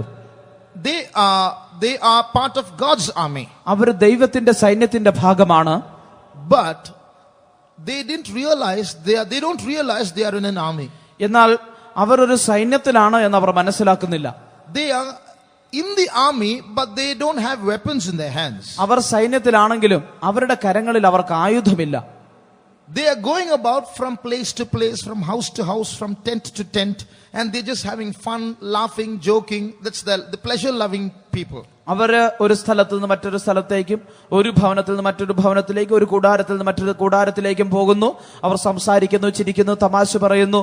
അവർ സന്തോഷങ്ങൾ, സുഖസൗകര്യങ്ങൾ ഇഷ്ടപ്പെടുന്നവരാണ്. So this is a group of people who are irresponsible Christians. ഇത് യാതൊരു ഉത്തരവാദിത്വവും ഇല്ലാത്ത ഒരു കൂട്ടം ക്രിസ്ത്യാനികളെ കാണിക്കുന്നു. They have lost their sense of responsibility. They don't realize why they are in the army of God. അവരുടെ ജീവിതത്തിലുള്ള ഉത്തരവാദിത്വം അവർ മനസ്സിലാക്കാതെ എന്തുകൊണ്ടാണ് ദൈവത്തിന്റെ സൈന്യത്തിലായിരിക്കുന്നത് എന്ന് അവർക്ക് അറിയുവാൻ കഴിയുന്നില്ല. They are in the church for selfish reasons, not to fight a battle. അവർ സഭയിൽ വരുന്നത് സ്വാർത്ഥമായ ലക്ഷ്യങ്ങൾക്ക് വേണ്ടിയിട്ടാണ്, ഒരു യുദ്ധം ചെയ്യേണ്ടതിനല്ല. They have no vision of a warfare that is taking place. നടന്നുകൊണ്ടിരിക്കുന്നതായ യുദ്ധത്തെക്കുറിച്ച് യാതൊരു ദർശനവും അവർക്കില്ല. In the same way, these days many of us are here not to give God what we have, but to use God for what we want. അതുപോലെ ഈ നാളുകളിൽ നമ്മിൽ പലരും ഇവിടെ ആയിരിക്കുന്നത് നമുക്കുള്ളത് ദൈവത്തിന് കൊടുക്കേണ്ടതിനല്ല, നമുക്ക് വേണ്ടത് ദൈവത്തിൽ നിന്ന് പ്രാപിക്കേണ്ടതിനാണ്. Many of us are in the church of God, but we have lost our vision that we are in the middle of a battle. സഭയിലായിരിക്കുന്ന അനേകർക്ക് തങ്ങളൊരു യുദ്ധകളത്തിലാണ് എന്നുള്ള അവരുടെ ദർശനം നഷ്ടപ്പെട്ടിരിക്കുന്നു. So we are here to build our own mansions in this world. എന്നാൽ നാം ഇവിടെ ആയിരിക്കുന്നത് ഈ ലോകത്തിൽ നമ്മുടെ തന്നെ ഭവനങ്ങളെ പണിയേണ്ടതിനാണ്. We are thinking that prosperity is spiritual blessing. നാം ചിന്തിക്കുന്നത് ആത്മീക അനുഗ്രഹം എന്ന് പറയുമ്പോൾ അഭിവൃദ്ധിയാണ് എന്നാണ്. We think a man who has no warfare to fight, who's quite all right, who has no battles at all, he is blessed. ഒരു പോരാട്ടവും ഇല്ലാത്ത, ഒരു യുദ്ധവും ചെയ്യുവാനില്ലാത്ത മനുഷ്യനാണ്, സമാധാനമായി സ്വസ്ഥമായിരിക്കുന്ന മനുഷ്യനാണ് അനുഗ്രഹിക്കപ്പെട്ടവൻ എന്നാണ് നാം കരുതുന്നത്. One day one pastor went visiting to a house. ഒരിക്കൽ ഒരു പാസ്റ്റർ ഒരു ഭവനത്തിൽ സന്ദർശനത്തിന് പോയി. There was an aged father and mother in that house. ആ ഭവനത്തിൽ പ്രായമായ ഒരു പിതാവും മാതാവും ഉണ്ടായിരുന്നു. So they were testifying about how God was blessing them. അവരെ ദൈവം അനുഗ്രഹിച്ചത് എപ്രകാരമാണെന്ന് അവർ സാക്ഷി പറയുകയായിരുന്നു. They were telling the pastor, by God's grace, I am healthy, my wife is healthy. അവർ പാസ്റ്ററോട് പറയുകയായിരുന്നു, ദൈവകൃപയാൽ എനിക്ക് നല്ല ആരോഗ്യമുണ്ട്, ഭാര്യയ്ക്കും ആരോഗ്യമുണ്ട്. We have 7 children, all of them are well settled. All of their families are also having good jobs, and there are no sickness, no problems. By God's grace, we are all happy and fine. ഞങ്ങൾക്ക് 7 മക്കളുണ്ട്. ആ 7 പേരും അവരുടെ കുടുംബങ്ങളും എല്ലാം നല്ല ജോലിയൊക്കെ ആയി സ്വസ്ഥമായിരിക്കുന്നു. അവർക്ക് ആർക്കും രോഗമൊന്നുമില്ല. എല്ലാവരും അഭിവൃദ്ധിയായി പ്രാപിച്ചുകൊണ്ടിരിക്കുന്നു. Then pastor asked them, did you read your Bible this morning? അപ്പോൾ പാസ്റ്റർ അവരോട് ചോദിച്ചു, ഇന്ന് രാവിലെ നിങ്ങൾ വേദപുസ്തകം വായിച്ചുവോ? They said, no pastor. അവർ പറഞ്ഞു, ഇല്ല pastor. Did you pray this morning? ഇന്ന് രാവിലെ നിങ്ങൾ പ്രാർത്ഥിച്ചുവോ? Yes. പ്രാർത്ഥിച്ചു. How long? എത്ര നേരം? 10 minutes, pastor. 10 minute pastor. Then pastor said, you think God has blessed you? You call this blessing? I tell you, you are of all men most miserable. നിങ്ങൾ pastor പ്രകാരം അവരോട് മറുപടി പറഞ്ഞത്, നിങ്ങൾ ചിന്തിക്കുന്നത് ദൈവം നിങ്ങളെ അനുഗ്രഹിച്ചിരിക്കുന്നു എന്നാണ്. എന്നാൽ ഞാൻ നിങ്ങളോട് പറയട്ടെ, നിങ്ങൾ സകല മനുഷ്യരിലും അരിഷ്ടന്മാരത്രേ. If we have hope in Christ only for the things pertaining to this world, we are of all men most miserable. In other words, all men most miserable means a Christian who does not realize that he's meant for heaven and thinks that he's only building up this world, things in this world, and that's prosperity, he's worse than a sinner. That's why all men most miserable. ഈ ലോകത്തിലെ കാര്യങ്ങൾക്കായി മാത്രം ക്രിസ്തുയേശുവിൽ പ്രത്യാശ വെച്ചിരിക്കുന്നുവെങ്കിൽ നിങ്ങൾ സകല മനുഷ്യരിലും അരിഷ്ടന്മാരത്രേ എന്ന് പറയുന്നു. സകല മനുഷ്യരിലും അരിഷ്ടന്മാർ എന്ന് പറയുമ്പോൾ ഈ ലോകത്തിലെ ഭൗതികമായിട്ടുള്ള അഭിവൃദ്ധിക്ക് വേണ്ടി മാത്രമാണ് ക്രിസ്തുയേശുവിൽ പ്രത്യാശ വെച്ച് അതിനു വേണ്ടിയിട്ട് അധ്വാനിക്കുന്നതെങ്കിൽ അങ്ങനെയുള്ള ഒരു വ്യക്തി ഒരു പാപിയേക്കാൾ മോശമായ അവസ്ഥയിലാണ് എന്നാണ് പറയുന്നത്. അതിന്റെ അർത്ഥം Read Haggai chapter 1 and verse 4. Haggai. ഹഗ്ഗായിയുടെ പുസ്തകം 1-ാം അധ്യായത്തിന്റെ 4-ാം വാക്യം വായിക്കും. ഈ ആലയം ശൂന്യമായിരിക്കെ നിങ്ങൾക്ക് തട്ടിട്ട വീടുകളിൽ പാർപ്പാൻ കാലമായോ? So what is written here? ഇവിടെ എന്താണ് എഴുതിയിരിക്കുന്നത്? Is it time for you to dwell in nice houses, well built houses, while the city of God lies waste? ദൈവത്തിന്റെ ആലയം ശൂന്യമായിരിക്കെ നിങ്ങൾക്ക് തട്ടിട്ട മനോഹരമായി പണിത വീടുകളിൽ പാർപ്പാൻ കാലമായോ? In other words, the Jews have lost vision about the house of God. They have lost vision about enemies plundering the house of God, and they have gone and settled and are happy with their own personal dwellings. അതിന്റെ അർത്ഥം യഹൂദന്മാർക്ക് ദൈവത്തിന്റെ ആലയത്തെക്കുറിച്ചുള്ള ദർശനം നഷ്ടപ്പെട്ട്, ശത്രു വന്ന് ദൈവത്തിന്റെ ആലയം കൊള്ളയടിച്ചു കൊണ്ടുപോകുന്നതിനെ കുറിച്ചുള്ള ദർശനം നഷ്ടപ്പെട്ടിട്ട് അവർക്ക് പോയി അവർക്കായി പണിത നല്ല മനോഹരമായ ഭവനങ്ങളിൽ പാർപ്പാൻ അവർക്ക് ആഗ്രഹമായി. So Haggai is waking them up. Oh Jews, is this the way to live? Is this the time to do this? Haggai അവരെ തട്ടി ഉണർത്തുകയാണ്. യഹൂദന്മാരെ, ഇതാണോ ഇപ്രകാരം ചെയ്യേണ്ട കാലം എന്ന് ചോദിച്ചുകൊണ്ട്. It is time to wake up and fight a warfare. ഇത് ഉണർന്നെഴുന്നേറ്റ് ഒരു യുദ്ധം ചെയ്യേണ്ട സമയമാണ്. Dear brothers and dear sisters, പ്രിയ സഹോദരന്മാരെ, സഹോദരിമാരെ, do we realize that we are not just members of a church but soldiers in an army? നാം ഒരു സഭയുടെ അംഗങ്ങൾ മാത്രമല്ല, ഒരു സൈന്യത്തിലെ അംഗങ്ങളാണ് എന്ന് നാം മനസ്സിലാക്കുന്നുവോ? Are we sure that you are putting on the whole armor of God? Are we getting ready to fight, or are we settling down in this world? നമ്മുടെ ദൈവത്തിന്റെ സർവ്വായുധ വർഗം ധരിച്ചുകൊണ്ട് യുദ്ധം ചെയ്യേണ്ടതിന് നാം ഒരുങ്ങുന്നുവോ, അതോ ഈ ലോകത്തിലെ കാര്യങ്ങൾ പ്രാപിച്ച് അതുകൊണ്ട് ഒതുങ്ങുന്നുവോ? Do you know something? നിങ്ങൾക്ക് ഒരു കാര്യം അറിയുമോ? Every land that you own, every house that is yours now, every rupee that you have in your bank account is going to be seized by the Antichrist very soon. It will be given back to you only if you take the mark of the beast. നിങ്ങൾക്കുള്ള ഇപ്പോൾ നിങ്ങളുടെ കൈവശമുള്ള നിങ്ങളുടെ ഭവനങ്ങൾ, നിങ്ങൾക്കുള്ള നിലങ്ങൾ, നിങ്ങളുടെ bank അക്കൗണ്ടിലുള്ള ഓരോ രൂപയും എതിർ ക്രിസ്തു അവൻ പിടിച്ചെടുക്കുവാൻ പോകുകയാണ്. അവൻ അത് പിടിച്ചെടുത്തിട്ട് നിങ്ങൾ അവന്റെ മുദ്ര ഏൽക്കുന്നുവെങ്കിൽ മാത്രമേ അത് നിങ്ങൾക്ക് അവൻ തിരികെ തരികയുള്ളൂ. So nothing is going to belong to us anymore. അതുകൊണ്ട് ഇനി മുതൽ നമുക്കൊന്നും സ്വന്തമായിരിക്കുകയില്ല. Everything is going to be taken away by the enemy. ശത്രു സകലതും പിടിച്ചുകൊണ്ട് പോകുവാൻ പോകുന്നു. Very easy to get distracted, very difficult to concentrate. That's why I said the Lord should open our ears to hear this word. പെട്ടെന്ന് നമ്മുടെ ശ്രദ്ധ പോകുന്നു, നാം പെട്ടെന്ന് അവിടെ ശ്രദ്ധിക്കുന്നു. അതുകൊണ്ടാണ് ഞാൻ പറഞ്ഞത് ദൈവം നമ്മുടെ കാതുകൾ തുറക്കണമെന്ന്. Remember, if we don't take the mark of the beast and we are left behind, everything is going to go to the Antichrist. നാം കൈവിടപ്പെട്ടിട്ട് എതിർ ക്രിസ്തുവിന്റെ മുദ്ര നാം ഏൽക്കുന്നില്ല എങ്കിൽ എല്ലാം അവൻ പിടിച്ചെടുക്കുവാൻ പോകുകയാണ്. You know, when Satan comes to the earth soon, ഈ സാത്താൻ ഈ ഭൂമിയിലേക്ക് അതിവേഗം കടന്നു വരുമ്പോൾ he is going to face two defeats. താൻ രണ്ട് പരാജയങ്ങൾ നേരിടുവാൻ പോകുന്നു. One, he's lost the man child whom he was waiting to devour so long. താൻ വിഴുങ്ങുവാൻ കാത്തുകൊണ്ടിരുന്ന ആ ആൺകുട്ടിയെ തനിക്ക് നഷ്ടപ്പെട്ടിരിക്കുന്നു. The child got caught up. ആ ആൺകുട്ടി എടുക്കപ്പെട്ടു. After that, he fought a war with Michael and his angels and lost and was cast down.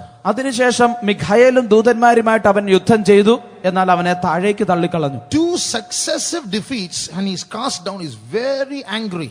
രണ്ട് തുടർച്ചയായ പരാജയങ്ങൾക്ക് ശേഷം അവനെ തള്ളിക്കളഞ്ഞിരിക്കുന്നു. അവനിപ്പോൾ കോപാകുലനാണ്. So now on whom can he show this anger? ആരുടെ മേൽ അവൻ ഈ കോപം പ്രദർശിപ്പിക്കുവാൻ കഴിയും? He is two defeats by the kingdom of God. The kingdom of God has defeated him twice quickly, one after the other. ഒന്നിനു പുറകെ ഒന്നൊന്നായി ദൈവരാജ്യം സംബന്ധിച്ച് അവൻ രണ്ട് പ്രാവശ്യം തോറ്റിരിക്കുന്നു. So he looked for someone who is part of the kingdom of God who is now on the earth. ഇപ്പോൾ ആ ദൈവരാജ്യത്തിന്റെ ഭാഗമായിരുന്ന എന്നാൽ ഭൂമിയിൽ ശേഷിക്കുന്നവർക്ക് വേണ്ടി അവൻ നോക്കിക്കൊണ്ടിരിക്കുകയാണ്. And he will take his revenge on them. അവൻ അവരോട് തന്റെ പ്രതികാരം ചെയ്യും. That's what the Bible says. അതാണ് വേദപുസ്തകം പറയുന്നത്. So that's why the Bible says, woe unto the earth, because the devil has come down unto you full of wrath. വേദപുസ്തകം വായിക്കുമ്പോൾ സാത്താൻ മുഴുകോപത്തോടെ ഭൂമിയിലേക്ക് ഇറങ്ങി വന്നിരിക്കുന്നത് കൊണ്ട് നിങ്ങൾക്ക് അയ്യോ കഷ്ടം എന്നാണ്. Read Revelation 12:12. വെളിപ്പാട് പുസ്തകം 12-ാം അധ്യായത്തിന്റെ 12-ാം വാക്യം.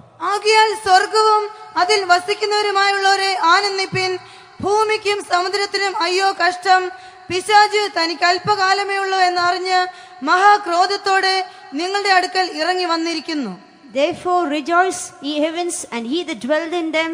Woe to the inhabitants of the earth and of the sea, for the devil is come down unto you, having great wrath, because he knoweth that he hath but a short time. So when the devil comes down, remember, he's not in a good mood. He's very angry.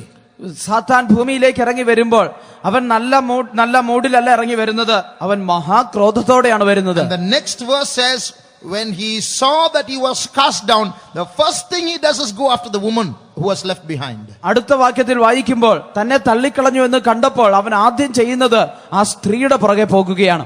In brief, to put it in short, if you and I are left behind when Jesus comes, woe unto us. ചുരുക്കി പറഞ്ഞാൽ, ഞാനും നിങ്ങളും കർത്താവിന്റെ വരവിൽ കൈയിടപ്പെടുന്നുവെങ്കിൽ നമുക്ക് അയ്യോ കഷ്ടം. We Pentecostals are going to be his first target.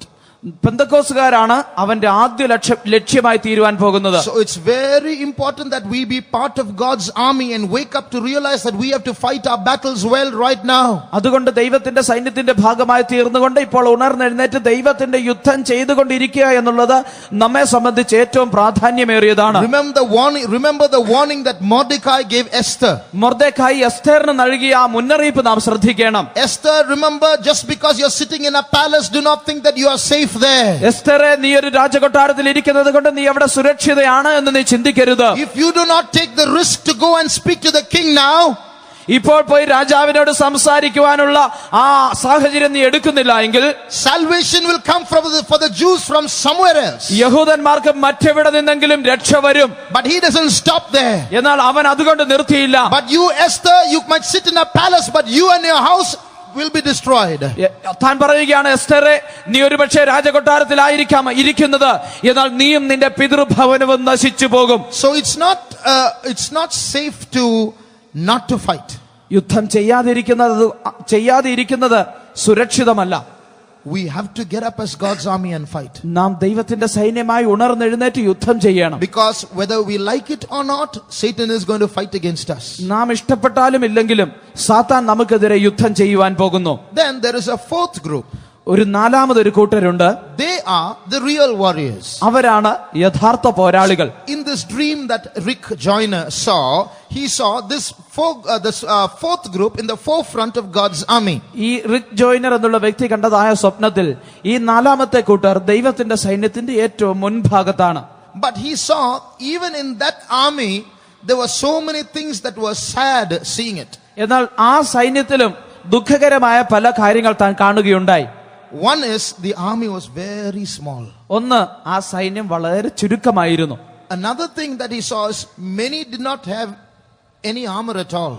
താൻ കണ്ട മറ്റൊരു കാര്യം, അനേകർക്കും അവരുടെ കയ്യിൽ യാതൊരു ആയുധവും ഉണ്ടായിരുന്നില്ല. But they were ready to fight but no armor. അവർ യുദ്ധം ചെയ്യുവാൻ ഒരുങ്ങിയിരുന്നു, എന്നാൽ ആയുധമില്ല. Another group had only a few parts of the armor. മറ്റൊരു കൂട്ടർക്ക് ചില ആയുധങ്ങളുടെ ചില ഭാഗങ്ങൾ, ചില ആയുധങ്ങൾ മാത്രം ഉണ്ടായിരുന്നു. Another group had the whole armor but they were not trained. They didn't have enough training to fight. മറ്റൊരു കൂട്ടർക്ക് സർവായുധവർഗം ഉണ്ടായിരുന്നു, എന്നാൽ യുദ്ധം ചെയ്യുവാനുള്ള പരിശീലനം ഉണ്ടായിരുന്നില്ല. In that small group, many were small children. They were ready to fight but they were not mature enough to fight. ആ ചെറിയ കൂട്ടത്തിൽ അനേക ചെറിയ കുട്ടികളായിരുന്നു, അവരും യുദ്ധം ചെയ്യാൻ ഒരുക്കമായിരുന്നു, എന്നാൽ അതിനുള്ള പക്വത വന്നിരുന്നില്ല. In that part of them, those who are ready to fight, many were wounded. They had lost strength to fight. ആ യുദ്ധം ചെയ്യാൻ ഒരുങ്ങിയിരുന്നവരിൽ അനേകർക്ക് അവർക്ക് പരിക്കേറ്റിട്ട് അവരുടെ ബലം നഷ്ടപ്പെട്ട് യുദ്ധം ചെയ്യാൻ കഴിയാത്ത സാഹചര്യത്തിലായിരുന്നു. Just imagine the pathetic condition of God's army. How is such an army going to fight? ദൈവത്തിന്റെ ആ സൈന്യത്തിന്റെ പരിതാപകരമായ അവസ്ഥയൊന്ന് നോക്കുക. എപ്രകാരം ആ സൈന്യത്തിന് യുദ്ധം ചെയ്യുവാൻ കഴിയും? If we confess the truth today, this is how we are today. നാം സത്യം ഏറ്റുപറയുകയാണെങ്കിൽ നമ്മുടെ അവസ്ഥ ഇതാണ് ഇന്ന്. So that's why the Bible says twice, put on the whole armor of God. അതുകൊണ്ടാണ് വേദപുസ്തകം 2 പ്രാവശ്യം പറയുന്നത് ദൈവത്തിന്റെ സർവായുധവർഗം ധരിച്ചുകൊള്ളുക. Read Ephesians chapter 6 verses 11 and 13. എഫേസ്യ ലേഖനം 6-ാം അധ്യായത്തിന്റെ 11-13 വാക്യങ്ങൾ വായിക്കാം. പിശാചിന്റെ തന്ത്രങ്ങളോട് എതിർത്ത് നിൽപ്പാൻ കഴിയേണ്ടതിന് ദൈവത്തിന് സർവായുധവർഗം ധരിച്ചുകൊള്ളുവിൻ. അതുകൊണ്ട് നിങ്ങൾ ദുർദിവസത്തിൽ എതിർപ്പാനും സകലവും സമാപിച്ചിട്ട് ഉറച്ചു നിൽപ്പാനും കഴിയേണ്ടതിന് ദൈവത്തിന് സർവായുധവർഗം എടുത്തുകൊള്ളുവിൻ. Put on the whole armor of God, that ye may be able to stand against the wiles of the devil. Wherefore take unto you the whole armor of God, that ye may be able to withstand in the evil day, and having done all to stand. When I was reading this book, ഞാൻ ഈ പുസ്തകം വായിച്ചുകൊണ്ടിരുന്നപ്പോൾ I didn't go to any shop and buy this book. ഞാൻ ഒരു കടയിലും പോയി വാങ്ങിയതല്ല ഈ പുസ്തകം. Somebody who didn't even read the book gave it to me as a gift. ഈ പുസ്തകം വായിക്കാത്ത ആരോ ഒരാൾ എനിക്കൊരു സമ്മാനമായി തന്നതാണ്. But it was so timely and so correct, and that it was, and comparing it with the word of God, it seemed to be accurate. എന്നാൽ അത് തന്ന സമയം വളരെ കാലോചിതമായിരുന്നു. ദൈവത്തിന്റെ വചനവുമായി പരിശോധിക്കുമ്പോൾ അത് വളരെ കൃത്യവുമായിരുന്നു. There were one or two things that were different, but most of it was apt with the word of God. 1-2 കാര്യങ്ങൾ വ്യത്യസ്തതയുള്ളതാണെങ്കിലും മിക്കവാറും എല്ലാ കാര്യങ്ങളും ദൈവവചനവുമായി തട്ടിച്ചു നോക്കുമ്പോൾ ശരിയായിരുന്നു. So when we examine this dream and compare ourselves, we realize that we are still not ready to fight this battle. ഈ സ്വപ്നം പരിശോധിച്ച് നമ്മെ തന്നെ നാം താരതമ്യം ചെയ്യുമ്പോൾ ഇതുവരെയും യുദ്ധം ചെയ്യുവാൻ നാം ഒരുങ്ങിയിട്ടില്ല എന്ന് നമുക്ക് കാണാം. When Satan is getting ready his hordes of evil spirits to fight against the church of God, when human beings have surrendered themselves to Satan to get rid of Christianity, how ready we must be to fight our battles well. സാത്താൻ ദൈവമക്കൾക്ക് വിരോധമായി പോരാടേണ്ടതിന് അവന്റെ സൈന്യങ്ങളെ അവൻ തയ്യാറാക്കിക്കൊണ്ടിരിക്കുമ്പോൾ, ക്രിസ്ത്യാനികളെ ഭൂമുഖത്ത് നിന്ന് ഇല്ലായ്മ ചെയ്യുവാൻ മനുഷ്യർ അവന് വേണ്ടി തങ്ങളെ തന്നെ ഏൽപ്പിച്ചു കൊടുത്തുകൊണ്ടിരിക്കുമ്പോൾ നാം ഈ യുദ്ധം ചെയ്യേണ്ടതിന് എത്രയധികം ഒരുക്കമുള്ളവരായിരിക്കണം. That's why I said in the first day, this is not a Bible study, this is also a message for the times. അതുകൊണ്ട് ആണ് ആദ്യത്തെ ദിവസം ഞാൻ പറഞ്ഞത്, ഇത് വെറും ഒരു വേദപാഠ ക്ലാസ് മാത്രമല്ല, ഇത് കാലത്തിനനുസരിച്ച് നമുക്കുള്ള ഒരു ദൂത് കൂടിയാണ്. God is speaking to each one of us that we have to rise up and fight this battle as soldiers of Christ. ക്രിസ്തുവിന്റെ ഭടന്മാരായിട്ട് നാം ഓരോരുത്തരും ഉണർന്നെഴുന്നേറ്റ് ഈ യുദ്ധം ചെയ്യേണ്ട സമയമാണ് എന്ന് ദൈവം നമ്മോട് സംസാരിക്കുന്നു. Now we are going to see some things about the armor of God. നാം ദൈവത്തിന്റെ സർവായുധ വർഗത്തെക്കുറിച്ച് ചില കാര്യങ്ങൾ ഇപ്പോൾ ശ്രദ്ധിക്കാം. Although we are going to get together and as a church, as a children of God, fight this battle, നാം ഒരു സഭയായി ഒന്ന് ചേർന്ന് ദൈവമക്കൾ ഒന്ന് ചേർന്ന് യുദ്ധം ചെയ്യുവാൻ പോകുന്നുവെങ്കിലും each of us personally needs this entire armor to withstand the devil. നമുക്ക് ഓരോരുത്തർക്കും വ്യക്തിപരമായി ശത്രുവിനോട് എതിർത്ത് നിൽക്കേണ്ടതിന് ഈ സർവായുധ വർഗം ആവശ്യമായിരിക്കുന്നു. About this whole armor we just read in Ephesians chapter 6. എഫേസ്യ ലേഖനം 6-ാം അധ്യായത്തിൽ ഈ സർവായുധ വർഗത്തെക്കുറിച്ച് നമുക്ക് കാണാം. Different pieces of that armor are mentioned there. ഈ ആയുധവർഗത്തിന്റെ പല ഭാഗങ്ങൾ അവിടെ കാണുന്നു. And what each piece of armor means spiritually is also written there. ഈ ആയുധവർഗത്തിന്റെ ഓരോ അർത്ഥങ്ങളും ഓരോ ഭാഗത്തിന്റെയും ആത്മീയ അർത്ഥങ്ങളും അവിടെ എഴുതിയിട്ടുണ്ട്. But I would like just to pick out a few pieces of this armor that are very important for our life. എന്നാൽ നമുക്ക് ഏറ്റവും പ്രാധാന്യമേറിയ ചില 1-2 ആയുധങ്ങൾ മാത്രം എടുത്തു പറയുവാൻ ഞാൻ ആഗ്രഹിക്കുന്നു. One is the helmet. ഒന്ന് ശിരസ്ത്രമാണ്. Because a helmet is very important because it protects the head. ഒരു ശിരസ്ത്രം അത് തലയെ സൂക്ഷിക്കുന്നത് കൊണ്ട് അത് ഏറ്റവും പ്രാധാന്യമേറിയതാണ്. It will prevent the adversary from landing a deathly blow on us. അത് ശത്രു നമ്മുടെ തലയിൽ ഒരു മരണകരമായ അടി തരുന്നതിൽ നിന്നും നമ്മെ ശത്രുവിനെ തടയുന്നു. Secondly, I would like to speak about the sword. രണ്ടാമത് വാളിനെ കുറിച്ച് ഞാൻ പറയുവാൻ ആഗ്രഹിക്കുന്നു. The reason is because when you look at all the pieces of armor that are mentioned there, it is written this piece of armor, the sword, is the only offensive weapon. All the others are defensive weapon, only to protect. എന്തുകൊണ്ടെന്നാൽ അവിടെ എഴുതിയിരിക്കുന്ന ആ സർവായുധ വർഗങ്ങളിൽ ഓരോന്നിനെ കുറിച്ച് നാം നോക്കിയാൽ ഈ വാള് മാത്രമാണ് ആക്രമിക്കുവാനുള്ള ആയുധം, മറ്റായുധങ്ങളെല്ലാം പ്രതിരോധിക്കുവാനുള്ള ആയുധങ്ങളാണ്. So we are going to consider the sword. അതുകൊണ്ട് വാള് നമുക്ക് പരിശോധിക്കാം. We are also going to consider the shield. അതിനുശേഷം നാം പരിചയം കാണുവാൻ പോകുന്നു. Because in that verse a priority is given to the shield. In verse 16 it says, above all take the shield of faith. 16-ാം വാക്യത്തിൽ വായിക്കുമ്പോൾ എല്ലാത്തിനും മീതെ പരിചയം എടുത്തുകൊള്ളുവിൻ എന്നവിടെ പറയുന്നു. So there is an importance given there to the shield, above all. അവിടെ എല്ലാത്തിനും മീതെ എന്ന് പറഞ്ഞ് പരിചയ്ക്ക് പ്രാധാന്യം നൽകുകയാണ്. So we're just going to look at these 3 pieces of armor. ഈ ആയുധത്തിന്റെ ഈ 3 ആയുധങ്ങൾ മാത്രം നാം കാണുവാൻ പോകും, ശ്രദ്ധിക്കുവാൻ പോകുന്നു. But keep in mind that these are not enough. We need to have the whole armor of God. എന്നാൽ മനസ്സിൽ നിങ്ങൾ കരുതിക്കൊള്ളണം, ഇത് മാത്രമല്ല നമുക്ക് ആവശ്യമുള്ളത്, നമുക്ക് ദൈവത്തിന്റെ സർവായുധ വർഗം ആവശ്യമാണ്. Now let's look at the helmet first.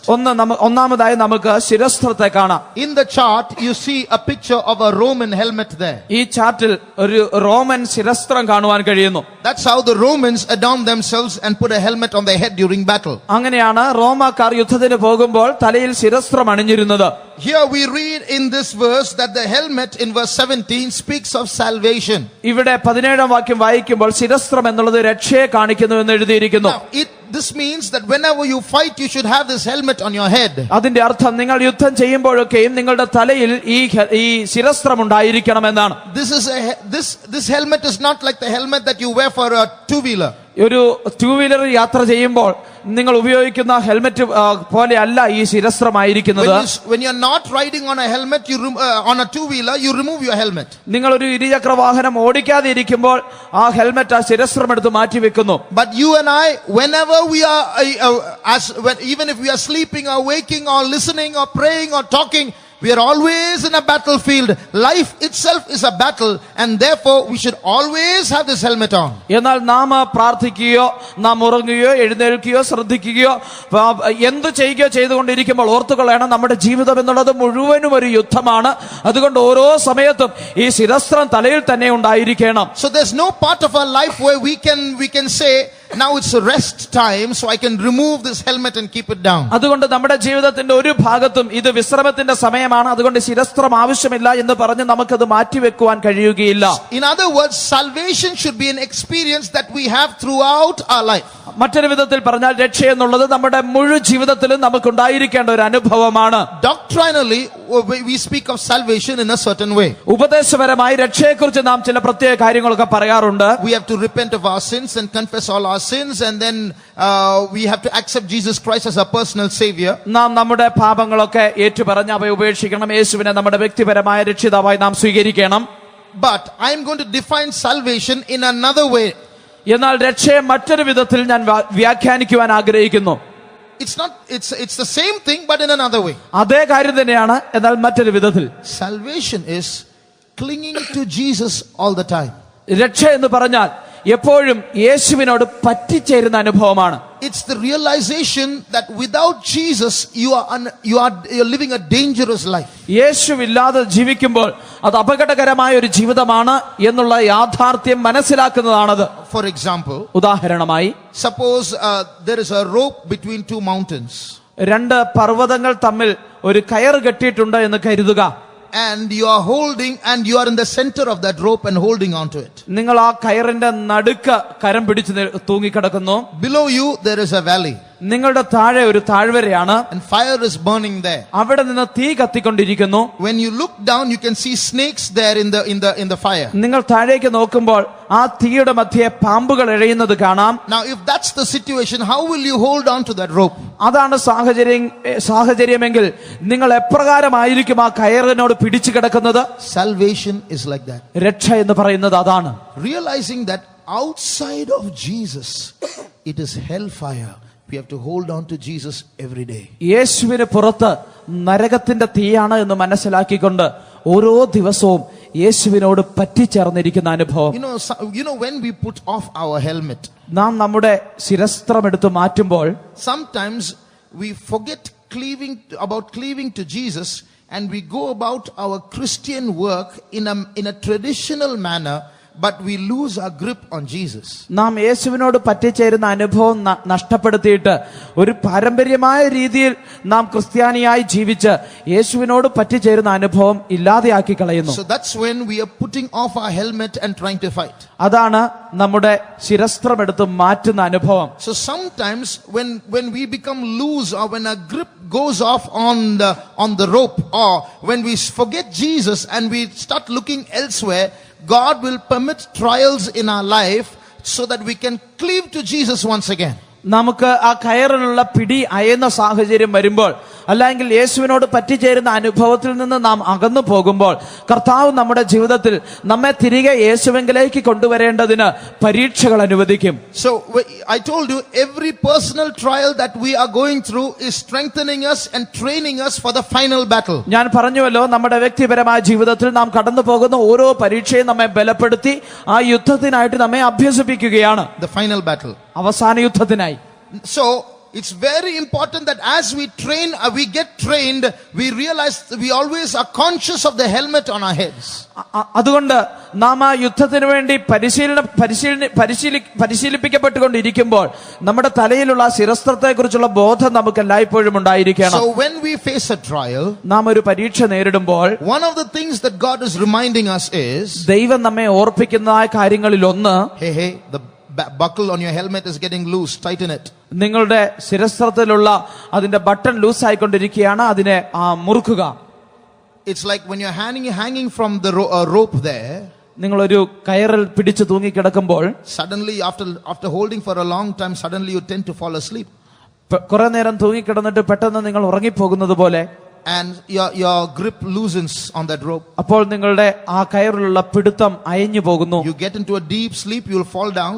നിങ്ങളൊരു നല്ല ഉറക്കത്തിലേക്ക് വീഴുമ്പോൾ താഴേക്ക് വീഴുകയും ചെയ്യും. Suddenly from below you hear a voice. പെട്ടെന്ന് താഴെ നിന്നൊരു ശബ്ദം എന്ന് കേൾക്കുന്നു. You remember there's a snake down there and you tighten your grip again. താഴെ ഒരു പാമ്പുണ്ട് എന്ന് ഓർത്തുകൊണ്ട് പെട്ടെന്ന് വീണ്ടും പിടിമുറുക്കുന്നു. It's like that. അതുപോലെയാണ് In every trial that we face, we should make sure our salvation. നാം നേരിടുന്ന ഓരോ പരീക്ഷയിലും നമ്മുടെ രക്ഷയെ നാം ഉറപ്പിച്ചു കൊള്ളണം. Because Jesus is our leader in every battle. കാരണം യേശുവാണ് നമ്മുടെ ഓരോ യുദ്ധത്തിലും നമ്മുടെ നേതാവ്. We cannot be saved by our works. നമ്മുടെ പ്രവൃത്തികൾ കൊണ്ട് നമുക്ക് രക്ഷിക്കപ്പെടുവാൻ കഴിയുകയില്ല. Salvation is clinging to Jesus in every moment of our lives. രക്ഷ എന്ന് പറയുമ്പോൾ നമ്മുടെ ജീവിതത്തിന്റെ ഓരോ നിമിഷവും യേശുവിനോട് പറ്റിച്ചേരുന്നതാണ്. So let's keep this always in mind. ഇത് നമുക്ക് എപ്പോഴും നമ്മുടെ മനസ്സിൽ സൂക്ഷിക്കാം. Don't live any day without Jesus. ഒരു ദിവസം പോലും യേശു ഇല്ലാതെ ജീവിക്കരുത്. One man of God died some years ago.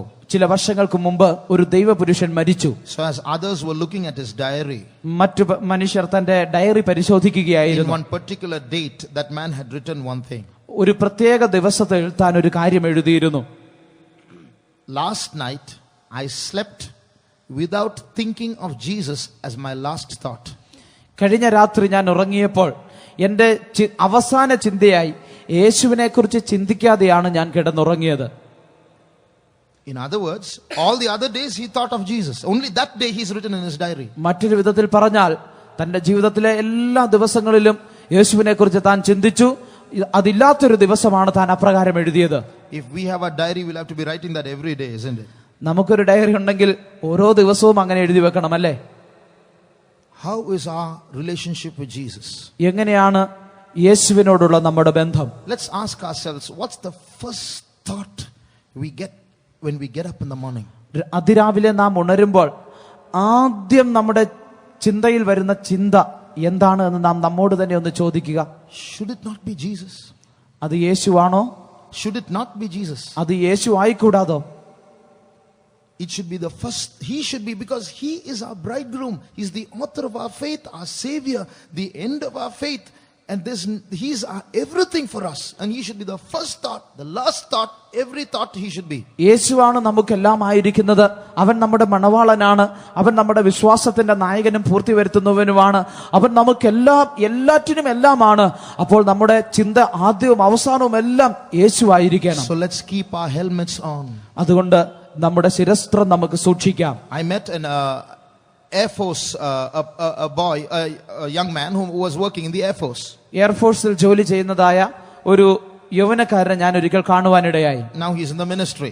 താനിപ്പോൾ ശുശ്രൂഷയിലാണ്. So he was speaking about the disciplines of the army. താന് പട്ടാളത്തിന്റെ ചട്ടങ്ങളെ കുറിച്ച് പറയുകയായിരുന്നു. So he used to say there were times when they used to go to the camps. Any time of the day or any time of the night, a siren would sound. താൻ ഇപ്രകാരമാണ് പറഞ്ഞത്. രാത്രിയിലോ പകലോ ഏതു നേരത്തും അവർ ക്യാമ്പിലായിരിക്കുമ്പോൾ ഒരു siren കേട്ടേക്കാം. When the siren sounds, in 2 minutes they should be in a particular spot, the whole army. ആ പട്ടാളക്കാർ മുഴുവനും ആ സൈറൻ കേട്ടുകഴിഞ്ഞാൽ 2 മിനിറ്റിനുള്ളിൽ ഒരു പ്രത്യേക സ്ഥാനത്ത് എത്തിച്ചേരണം. It may be they are brushing their teeth in the morning, ഒരുപക്ഷെ രാവിലെ പല്ല് തേക്കുകയായിരിക്കാം, or it may be they are sleeping in the night. ഒരുപക്ഷെ രാത്രിയിൽ കിടന്നുറങ്ങുകയായിരിക്കാം. 2 minutes they have to be there. 2 minute കൊണ്ട് അവിടെ എത്തണം. So if they are brushing their teeth, they can't even wash or gargle their mouth. They have to spit the toothpaste, throw the brush and run. ഒരുപക്ഷെ അവർ പല്ല് തേച്ചുകൊണ്ടിരിക്കുകയാണെങ്കിൽ വാ കഴുകി കുലുക്കിലിഞ്ഞ് തുപ്പുവാനുള്ള സമയം പോലുമില്ല. അവർക്ക് ആ പേസ്റ്റ് തുപ്പിക്കളഞ്ഞിട്ട് ഓടിപ്പോകാനുള്ള സമയമേ ഉള്ളൂ. So then I asked him, in the night at 1:30 in the night when you are sleeping, if the siren rings, won't it take 2 minutes at least to tie your shoes? ഞാൻ തന്നോട് ചോദിച്ചു, രാത്രി 1:30 നിങ്ങൾ കിടന്ന് ഉറങ്ങിക്കൊണ്ടിരിക്കുമ്പോൾ siren കേൾക്കുകയാണെങ്കിൽ നിങ്ങളുടെ shoe എടുത്ത് കെട്ടുവാൻ കുറഞ്ഞത് 2 minute എടുക്കുകയില്ല എന്ന്. He said, we sleep with our shoes. താൻ പറഞ്ഞു, ഞങ്ങൾ ഉറങ്ങുന്നതും shoe ധരിച്ചുകൊണ്ടാണ്. In the same way, we have to have our helmet on all the time. അതേപോലെ നമ്മുടെ ശിരസ്ത്രവും എല്ലായ്പ്പോഴും തലയിലുണ്ടായിരിക്കണം. The next piece of armor is the sword. സർവായുധവർഗത്തിൽ അടുത്ത ആയുധം വാളാണ്. So this sword is very important as part of the spiritual attire of the army of God. ദൈവ സൈന്യത്തിന്റെ ആത്മീകമായിട്ടുള്ള ആക്രമണത്തിന് ഈ വാൾ വളരെ ആവശ്യമായിരിക്കുന്നു. Now it's very often we know to pray, but we don't know how to use the sword. പലപ്പോഴും നമുക്ക് പ്രാർത്ഥിക്കുവാൻ അറിയാം, എന്നാൽ ഈ വാൾ ഉപയോഗിക്കുവാൻ നമുക്ക് അറിയുകയില്ല. This sword is the word of God. ഈ വാൾ എന്നുള്ളത് ദൈവവചനമാണ്. But we pray when the enemy comes, but we don't use the word of God against the enemy. നാം ശത്രു വരുമ്പോൾ നാം പ്രാർത്ഥിക്കാറുണ്ട്, എന്നാൽ ദൈവവചനം അവന് വിരോധമായി ഉപയോഗിക്കാറില്ല. Sometimes when people are going through problems, when believers come and say, please pray for me, I've been praying for many days, nothing is happening. I ask them, you prayed, did you rebuke the devil? ചിലപ്പോൾ വിശ്വാസികൾ അവരുടെ പ്രശ്നങ്ങളുമായി കടന്നു വന്ന് പ്രാർത്ഥിക്കുവാൻ ആവശ്യപ്പെടാറുണ്ട്. എനിക്കിന്ന പ്രശ്നമുണ്ട്, അനേക ദിവസങ്ങളായി ഞാൻ പ്രാർത്ഥിക്കുന്നു, ഞാൻ ഇത്ര ദിവസം പ്രാർത്ഥിച്ചിട്ട് യാതൊരു പ്രയോജനവുമില്ല എന്ന് പറയുമ്പോൾ ഞാൻ അവരോട് ചോദിക്കും, നിങ്ങൾ പ്രാർത്ഥിക്കും, എന്നാൽ ദൈവത്തിന്റെ വചനം നിങ്ങൾ ഉപയോഗിച്ചോ? Did you use the word of God and rebuke the devil? നിങ്ങൾ ദൈവവചനം ഉപയോഗിച്ച് പിശാചിനെ ശാസിച്ചുവോ? That they have failed to do. അത് ചെയ്യുവാൻ അവർ പരാജയപ്പെടുന്നു. So quite often we say, Lord, help me, protect me, save me, but we forget that we already have a sword in our hearts, in our hands to strike at the enemy. പലപ്പോഴും നാം കർത്താവേ എന്നെ രക്ഷിക്കണമേ, സൂക്ഷിക്കണമേ, പരിപാലിക്കണമേ എന്നൊക്കെ പറയാറുണ്ട്. എന്നാൽ നമുക്ക് ശത്രുവിനെതിരെ ഉപയോഗിക്കേണ്ടതിന് നമ്മുടെ കരങ്ങളിൽ ഒരു വാളുണ്ട് എന്നുള്ള കാര്യം നാം പലപ്പോഴും മറന്നു പോകുന്നു. Now read that verse in Ephesians chapter 6 verse 17. എഫേസ്യ ലേഖനം 6-ാം അധ്യായത്തിന്റെ 17-ാം വാക്യത്തിൽ വായിക്കാം. രക്ഷ എന്ന ശിരസ്ത്രവും ദൈവവചനം എന്ന ആത്മാവിന്റെ വാളും കൈക്കൊള്ളുവിൻ. And take the helmet of salvation and the sword of the Spirit, which is the word of God. Now, although the sword is called the word of God, you and I must realize it's not your sword or my sword, it's the Spirit's sword. അവിടെ വാള് ദൈവവചനമാണ് എന്ന് പറഞ്ഞിരിക്കുന്നെങ്കിൽ തന്നെയും ഞാനും നിങ്ങളും മനസ്സിലാക്കേണ്ടതായ ഒരു കാര്യമുണ്ട്.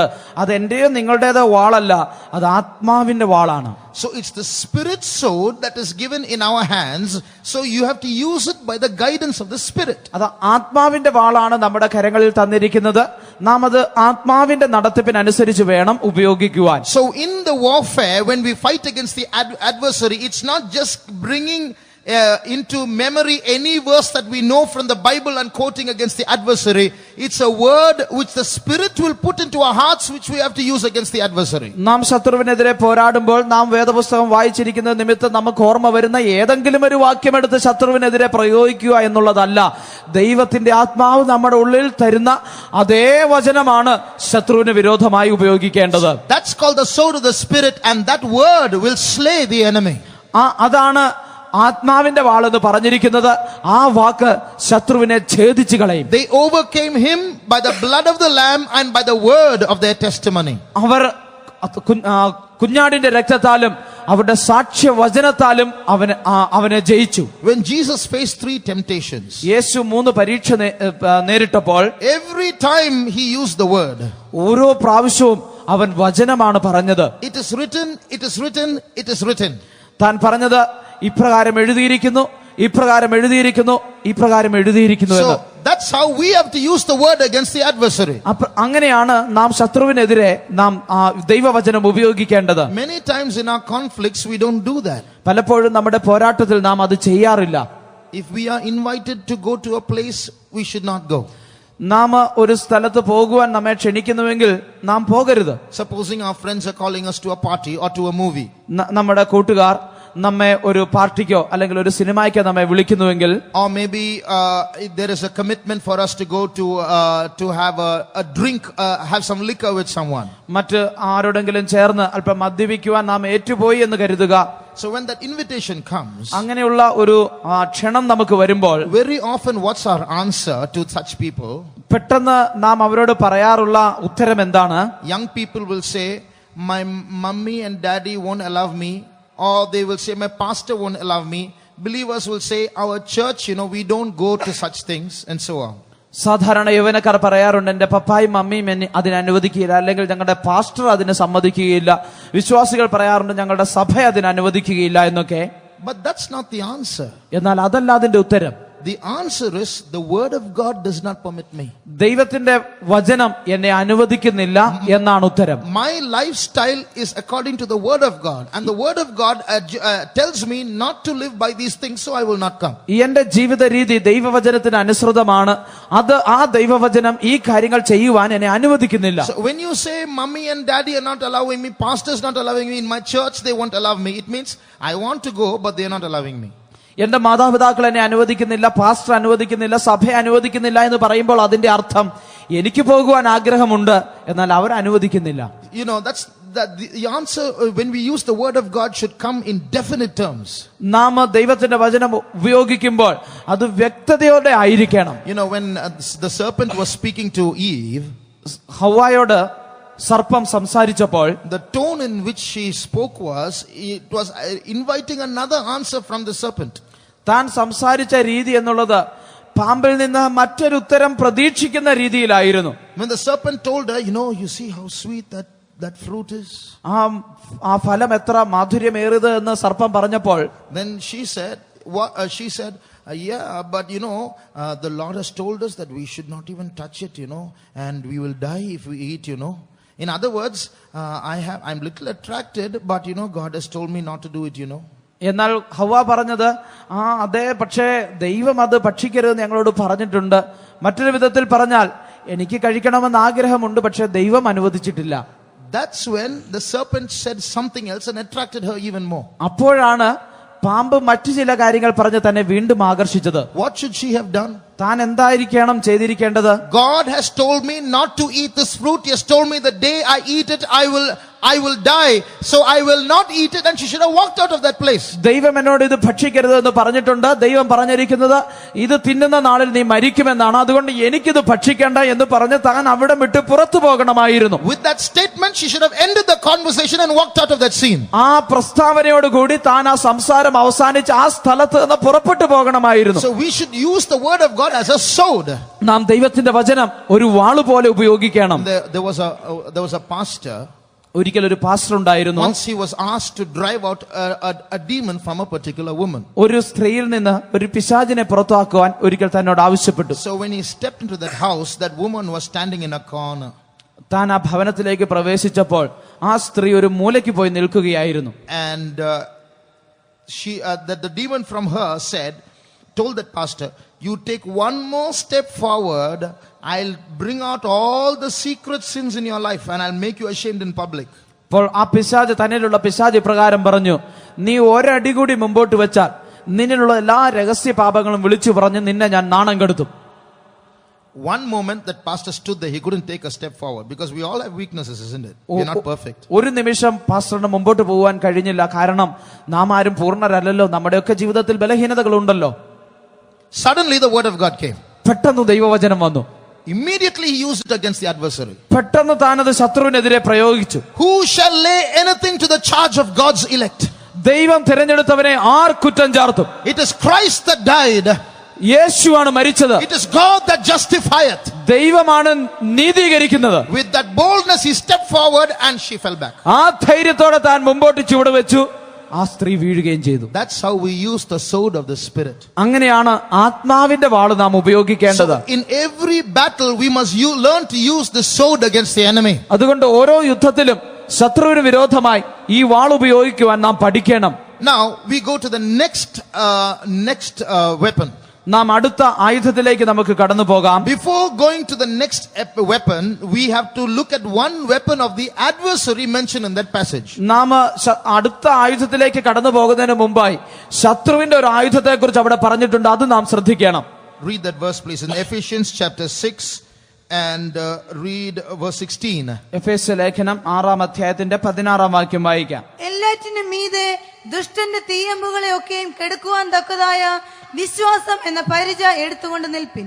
Above all, taking the shield of faith, wherewith ye shall be able to quench all the fiery darts of the wicked. Here we read of the fiery darts of the wicked. ഇവിടെ ദുഷ്ടന്റെ തീയമ്പുകളെ കുറിച്ച് നാം കാണുന്നു. Here we see a fiery dart. ഇവിടെ ഒരു തീയമ്പ് നമുക്ക് കാണാം. Now there are in the Roman army they would use two kinds of fiery darts. റോമാ സൈന്യത്തിൽ രണ്ട് വിധത്തിലുള്ള തീയമ്പുകൾ അവർ ഉപയോഗിക്കുമായിരുന്നു. One is as shown in this picture.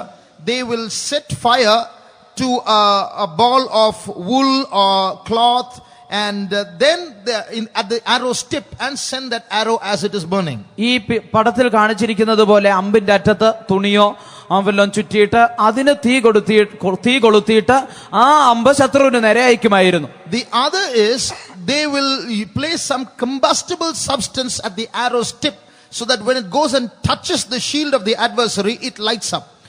മറ്റൊരു വിധത്തിൽ പറഞ്ഞാല് അവര് അമ്പിന്റെ അറ്റത്ത് പെട്ടെന്ന് തീ പിടിക്കുന്ന ചില വസ്തുക്കൾ വെക്കും. ഈ അമ്പ് അയച്ചിട്ട് അത് ശത്രുവിന്റെ പരിചയം ചെന്ന് തൊടുമ്പോൾ പെട്ടെന്ന് അത് തീ പിടിക്കും. So what's the cause? എന്താണ് അതിന് കാരണം? The shield that the army uses is made of plywood.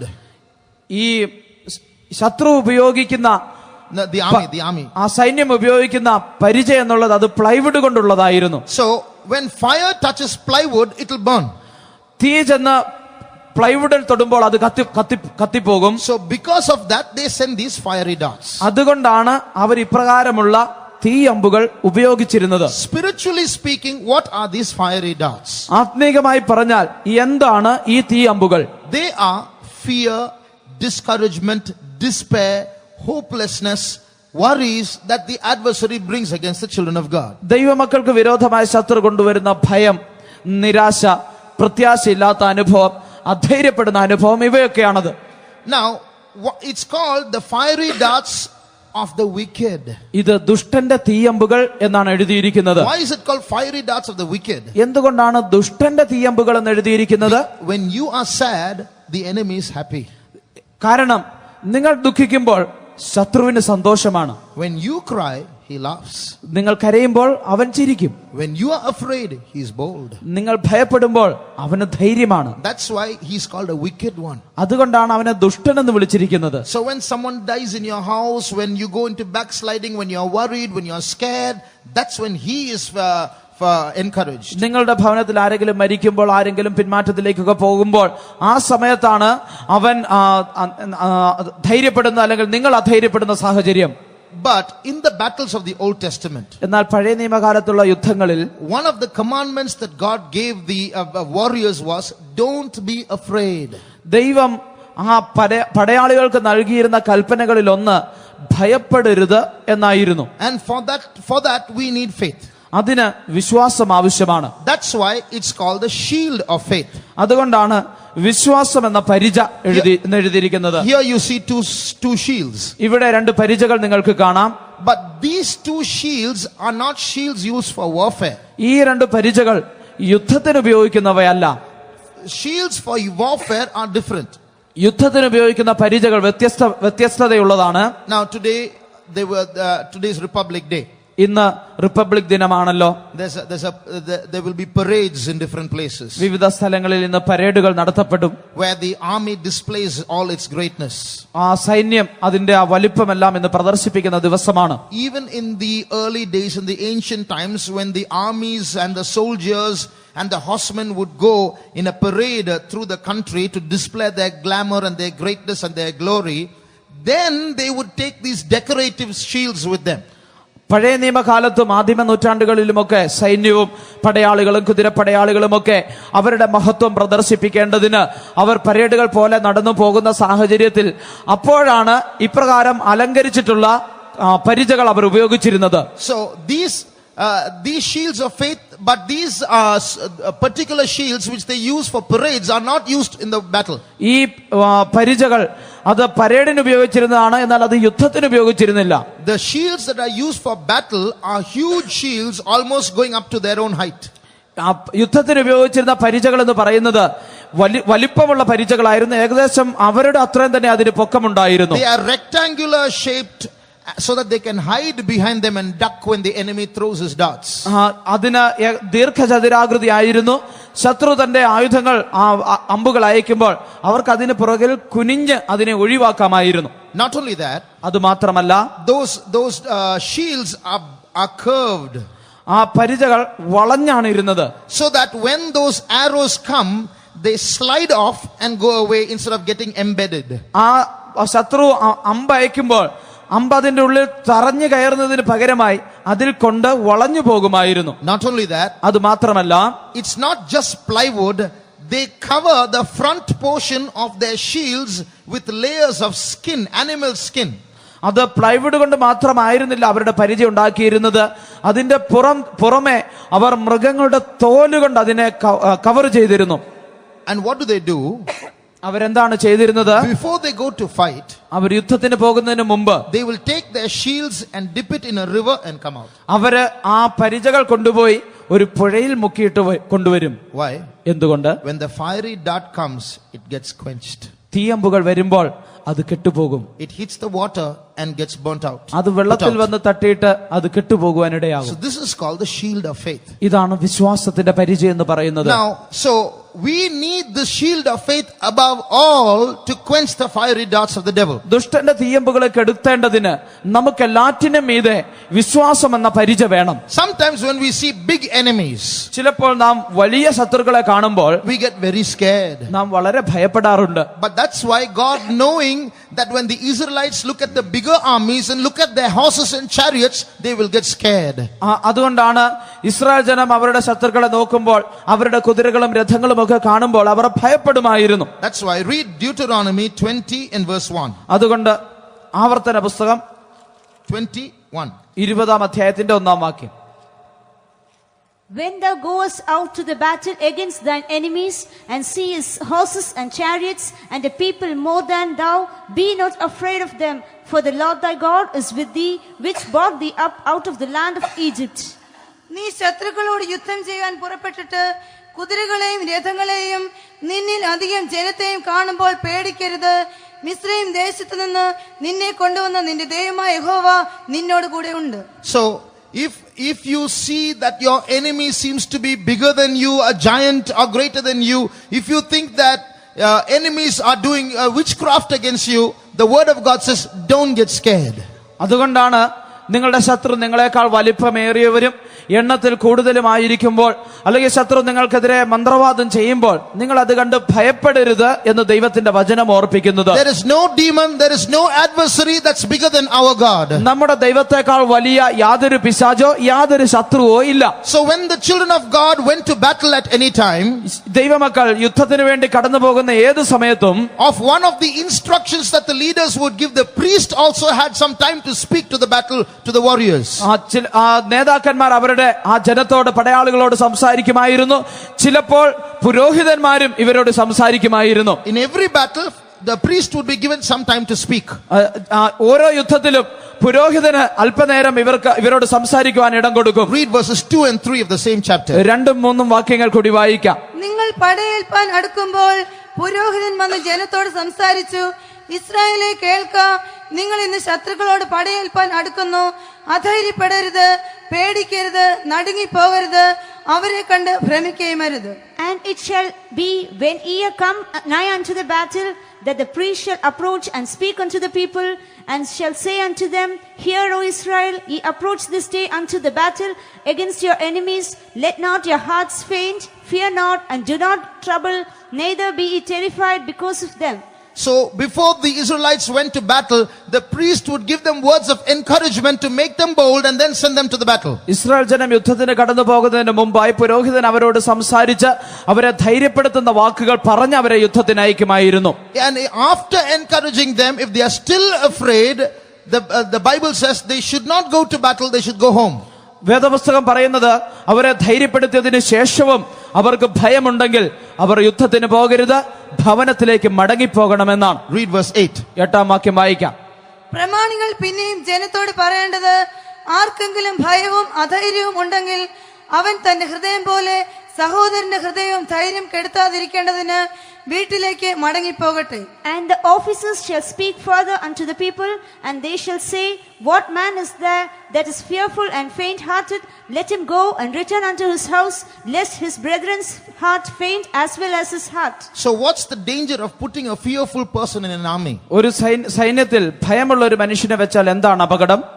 When he gets afraid, he'll make others afraid also. താൻ ഭയപ്പെടുമ്പോൾ താൻ മറ്റുള്ളവരെ കൂടി ഭയപ്പെടുത്തും. Instead of screaming at the enemy and saying, charge, he will say, hey, look at the enemy, look at the enemy, and all the others will get afraid and run. ശത്രുവിന് നേരെ നോക്കി അവന് നേരെ ആക്രമിക്കുക എന്ന് പറയുന്നതിന് പകരം ഇവൻ അവിടെ നിന്ന് അയ്യോ ശത്രുവിനെ നോക്കുക, അവനെ നോക്കുക എന്ന് പറഞ്ഞ് അവൻ അവിടെ നിന്ന് ഭയപ്പെടും. So that's why if a person is afraid, don't go and fight the battle, go home. അതുകൊണ്ടാണ് ആർക്കെങ്കിലും ഭയമുണ്ടെങ്കിൽ അവർ യുദ്ധം ചെയ്യരുത്, മടങ്ങി ഭവനത്തിൽ പോകണം. So to fight in our battles, we need what is called the shield of faith. നമ്മുടെ യുദ്ധങ്ങളിൽ നമുക്ക് പോരാടേണ്ടതിന് നമുക്ക് വിശ്വാസം എന്ന പരിച വേണം. Now read another verse. മറ്റൊരു വാക്യം കൂടി വായിക്കാം. Deuteronomy chapter 7. ആവർത്തന പുസ്തകം 7-ാം അധ്യായം verses 17 and 18. 17-ഉം 18-ഉം വാക്യങ്ങൾ. ഈ ജാതികൾ എന്നേക്കാൾ പെരുപ്പമുള്ളവർ, അവരെ നീക്കിക്കളവാൻ എനിക്ക് എങ്ങനെ കഴിയും എന്ന് നീ നിന്റെ ഹൃദയത്തിൽ പറയുമായിരിക്കും. എന്നാൽ അവരെ ഭയപ്പെടരുത്. നിന്റെ ദൈവമായ യഹോവ ഫറവോനോടും എല്ലാ മിസ്രയീമ്യരോടും ചെയ്തതായി നിന്റെ കണ്ണാലെ കണ്ട വലിയ പരീക്ഷകളും അടയാളങ്ങളും അത്ഭുതങ്ങളും നിന്റെ ദൈവമായ യഹോവ നിന്നെ പുറപ്പെടുവിച്ച ബലമുള്ള കൈയും നീട്ടിയ ഭുജവും നീ നല്ലവണ്ണം ഓർക്കണം. If thou shalt say in thine heart, These nations are more than I, how can I dispossess them? Thou shalt not be afraid of them, but shall well remember what the Lord thy God did unto Pharaoh and unto all Egypt. There are many things that I would like to say to you, but there's no time. നിങ്ങളോട് പറയുവാൻ എനിക്ക് പല കാര്യങ്ങളുണ്ട്, പക്ഷേ എല്ലാത്തിനും സമയമില്ല. So I would just like to stop with this. ഞാൻ ഇതുകൊണ്ട് അവസാനിപ്പിക്കുവാനാണ് ആഗ്രഹിക്കുന്നത്. So when you look at the enemy, നിങ്ങൾ ശത്രുവിനെ നോക്കുമ്പോൾ, and if you feel they are too big for you, അവർ നിങ്ങളെക്കാൾ പെരുപ്പമുള്ളവരെന്ന് തോന്നുമ്പോൾ, then the Bible gives us an exhortation. ദൈവത്തിന്റെ വചനം നമുക്കൊരു ഉണർവ് നൽകുന്നുണ്ട്. How do we in our spiritual life think that the enemy is big? നമ്മുടെ ജീവിതത്തിൽ ശത്രു നമ്മേക്കാൾ വലിയവരാണെന്ന് നാം എപ്രകാരമാണ് ചിന്തിക്കുന്നത്? We don't see any literal enemy before us. The enemy is invisible. നമ്മുടെ മുമ്പാകെ അക്ഷരികമായി നാം യാതൊരു ശത്രുവിനെ കാണുന്നില്ല, അവൻ അദൃശ്യനാണല്ലോ. We are fighting with hidden enemies. നാം മറഞ്ഞിരിക്കുന്ന ഒരു ശത്രുവിനോടാണ് പോരാടുന്നത്. But when do we feel he is big? എപ്പോഴാണ് അവൻ വലിപ്പമുള്ളവനാണെന്ന് നമുക്ക് തോന്നുന്നത്? When we try to resist him and nothing happens. നാം അവനോട് എതിർത്ത് നിൽക്കുന്നു, എന്നാൽ ഒന്നും സംഭവിക്കുന്നില്ല. Others pray for us and still nothing happens. മറ്റുള്ളവർ നമുക്ക് വേണ്ടി പ്രാർത്ഥിക്കുന്നു, എന്നിട്ടും ഒന്നും സംഭവിക്കുന്നില്ല. 1 month, 2 months, 1 year, 2 years, 3 years, 4 years, 5 years have gone, nothing happens. ഒരു മാസം, 2 മാസം, 1 വർഷം, 2 വർഷം, 3 വർഷം, 5 വർഷം ഒന്നും സംഭവിക്കുന്നില്ല. Time is passing and the situation is getting worse and worse. സമയം കടന്നു പോകുമ്പോൾ സാഹചര്യം മോശമായിക്കൊണ്ടിരിക്കുന്നു. That's when you think this nation is stronger than I am. How shall I dispossess them? അപ്പോഴാണ് നിങ്ങൾ ചിന്തിക്കുന്നത്, ഈ ജാതി എന്നേക്കാൾ പെരുപ്പമുള്ളവർ, ഞാൻ എപ്രകാരം അവയെ കൈവശമാക്കും? But that's when we should remember something. അപ്പോഴാണ് നാം ഒരു കാര്യം ഓർക്കേണ്ടത്. Remember what God has already done for you. ദൈവം നിനക്കായി ചെയ്തിരിക്കുന്നത് നീ ഓർക്കണം. Remember what God did to Pharaoh and to the Egyptians. ഫറവോനോടും മിസ്രയീമ്യരോടും ദൈവം ചെയ്തത് ഓർക്കണം. Remember the miracles and the wonders and the signs that he performed in your early days. നിങ്ങളുടെ ആദ്യ നാളുകളിൽ ദൈവം പ്രവർത്തിച്ച അത്ഭുതങ്ങളും അടയാളങ്ങളും വീര്യപ്രവൃത്തികളും ഓർക്കണം. Remember his mighty hand and his outstretched arm when he brought you out of Egypt. തന്റെ ബലമുള്ള ഭുജവും നീട്ടിയ കരവും നിങ്ങൾ ഓർക്കണം. When you remember that, you will get boldness. He who did it for me once will do it again for me. നിങ്ങൾ അത് ഓർക്കുമ്പോൾ നിങ്ങൾക്ക് ധൈര്യം ലഭിക്കും. അന്ന് എനിക്ക് വേണ്ടി പ്രവർത്തിച്ചവൻ ഇന്നും എനിക്ക് വേണ്ടി അത് ചെയ്യും. So we as the priests of God, we are trying to tell you that you are an army of God. There might be fear inside you, but as the priests of God, we want to tell you, do not be afraid, do not be faint-hearted, neither be terrified about the enemies. നിങ്ങളൊരു ദൈവത്തിന്റെ സൈന്യം എന്നുള്ള വിധത്തിൽ നിങ്ങൾ ആയിരിക്കുമ്പോൾ നിങ്ങളുടെ ജീവിതത്തിൽ ഒരുപക്ഷെ ഭയം കണ്ടേക്കാം. എന്നാൽ ദൈവത്തിന്റെ പുരോഹിതന്മാർ എന്നുള്ള നിലയിൽ ഞങ്ങൾ നിങ്ങളോട് പറയട്ടെ, നിങ്ങൾ ശത്രുവിനെ കണ്ട് ഭയപ്പെടരുത്, അധൈര്യപ്പെടരുത്. other people might make statements of fear that might instill fear in you. മറ്റുള്ളവർ ഒരുപക്ഷെ ഭയപ്പെടുത്തുന്ന വാക്കുകൾ പറഞ്ഞ് നിങ്ങളുടെ ഉള്ളിൽ ഭയം കുത്തിവെച്ചേക്കാം. But I want to tell you that the word of God is more powerful than all those statements. എന്നാൽ ഞാൻ നിങ്ങളോട് പറയട്ടെ, ദൈവത്തിന്റെ വചനം അതിനേക്കാൾ എല്ലാറ്റിനേക്കാളും ശക്തിയുള്ളതാണ്. So this is the time when we have to build up our faith and not listen to the words of men. നാം മനുഷ്യരുടെ ശബ്ദം ശ്രവിക്കാതെ ദൈവത്തിന്റെ വചനത്തിന് ഇടം കൊടുക്കേണ്ട നാളുകളാണിത്. Normally, what is the normal human being think? സാധാരണയായ ഒരു മനുഷ്യൻ എപ്രകാരമാണ് ചിന്തിക്കുന്നത്? If you are sick, നിങ്ങൾ രോഗികളാണെങ്കിൽ, it's the tendency of human being to believe a doctor's statement rather than the statement of a servant of God. സാധാരണ ഒരു മനുഷ്യന്റെ ചിന്താഗതി അനുസരിച്ച് ഒരു ദൈവപൈതലിന്റെ വാക്ക് വിശ്വസിക്കുന്നതിനേക്കാൾ ഉപരിയായി അവൻ ഒരു ഡോക്ടറുടെ വാക്കാണ് അധികമായി വിശ്വസിക്കുക. In the first century, when a group of prisoners were going in a ship guarded by a centurion, ആദിമ നൂറ്റാണ്ടിൽ ഒരു കൂട്ടം തടവ് പുള്ളികൾ ഒരു ശതാധിപന്റെ കീഴിൽ ഒരു കപ്പലിൽ യാത്ര ചെയ്തുകൊണ്ടിരിക്കുമ്പോൾ St. Paul was amongst the prisoners. വിശുദ്ധ പൗലോസ് തടവുകാരുടെ കൂടെ ഉണ്ടായിരുന്നു. The ship met with a storm. ഒരു കപ്പലിന് വിരോധമായ ഒരു കൊടുങ്കാറ്റ് അടിച്ചു. Paul said, "This ship is going to sink." പൗലോസ് പറഞ്ഞു, കപ്പല് മുങ്ങുവാൻ പോകുന്നു. The captain said, "No, I've been here through this all the time. Nothing is going to happen." ഉടനെ ആ കപ്പലിന്റെ ക്യാപ്റ്റൻ പറഞ്ഞത്, ഞാൻ അനേക വർഷങ്ങളായിട്ട് ഇതൊക്കെ കണ്ടതാണ്, കപ്പല് മുങ്ങുകയില്ല. And the centurion, the Bible says, the centurion listened to the captain rather than Paul. വേദപുസ്തകം പറയുന്നത് ശതാധിപൻ പൗലോസ് പറഞ്ഞതിനേക്കാൾ മാലുമിയുടെയും കപ്പലുടമസ്ഥന്റെയും വാക്ക് അധികം വിശ്വസിച്ചു. Why? എന്തുകൊണ്ട്? That's how human intelligence works. അങ്ങനെയാണ് മാനുഷിക ജ്ഞാനം പ്രവർത്തിക്കുന്നത്. The captain knows the ship, the captain knows the sea, the captain knows the weather, the captain is familiar with this area, with this route, so naturally he knows better than Paul. മാലുമിക്ക് അല്ലെ കപ്പലുടമസ്ഥന് കപ്പലിനെ കുറിച്ച് അറിയാം, വെള്ളത്തെ കുറിച്ച് അറിയാം, അത് പോകുന്ന വഴിയെ കുറിച്ച് അറിയാം. പൗലോസ് അപ്പോസ്തലനേക്കാൾ കൂടുതൽ തനിക്ക് ഈ കാര്യങ്ങൾ അറിവുള്ളവനാണ്. So in the same way, അതേപോലെ തന്നെ if a servant of God speaks words of faith, ഒരു ദൈവ ശുശ്രൂഷകൻ വിശ്വാസത്തിന്റെ വാക്കുകൾ സംസാരിച്ചാൽ, all these words of faith, the shield of faith can catch fire. All that plywood will go helter skelter. You will be a man without a shield as these fiery darts come against you. After that, when people make statements against you, against your sickness. ഇങ്ങനെയുള്ള വിശ്വാസത്തിന്റെ വാക്കുകൾ നിങ്ങൾ ശ്രവിക്കുന്നെങ്കിൽ തന്നെയും നിങ്ങളുടെ രോഗത്തിന് വിരോധമായി മറ്റു മനുഷ്യർ സംസാരിക്കുമ്പോൾ നിങ്ങളുടെ ഈ വിശ്വാസം എന്നുള്ള പരിച അത് ശത്രുവിന്റെ ഈ തീയമ്പിൽ തട്ടി അത് തീ പിടിക്കുകയും ചിതറിപ്പോകുകയും ചെയ്യുവാൻ ഇടയായി തീരും. One day a small growth started coming from the inner part of my eye. ഒരു ദിവസം എന്റെ കണ്ണിന്റെ ഉള്ളിൽ നിന്ന് ചെറിയൊരു മുഴ വളർന്നു വരുവാൻ തുടങ്ങി. And it became bigger and bigger, and it came out of my eye and started covering my eyeball. അത് വലുതായി വന്ന് കണ്ണിന് പുറത്തേക്ക് വന്ന് കൺമണിയെ അത് മൂടുവാൻ തുടങ്ങി. So when I opened my eyes, I could see a disruption there. There was something there standing in the middle and hindering my sight. ഞാൻ എന്റെ കണ്ണ് തുറക്കുമ്പോൾ എന്റെ കണ്ണിന് മുമ്പിൽ ഒരു തടസ്സമുള്ളതായി, എന്റെ കാഴ്ച തടസ്സപ്പെടുത്തുന്നതായിട്ട് എനിക്ക് അനുഭവിക്കുവാൻ കഴിഞ്ഞു.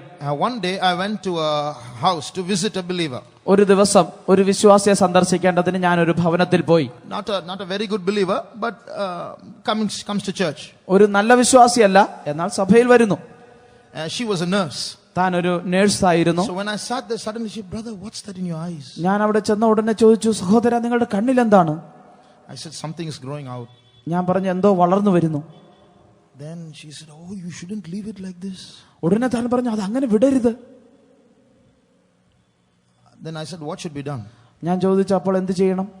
What you should have done beforehand itself. While it was small itself, you should have either scraped your hand and placed a warm hand on your eyes, or you should have taken some spit and put it on top of your eyes. It would have come off. Now that it is grown, it will become bigger and bigger and cover your eyes.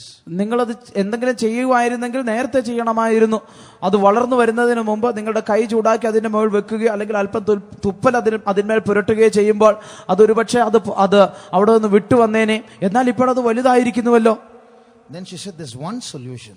എന്നിട്ട് താൻ അതിനൊരു പരിഹാരം കൂടി പറഞ്ഞു. She said, "If you want, I'll come one day and I'll take a scissors and I'll cut it."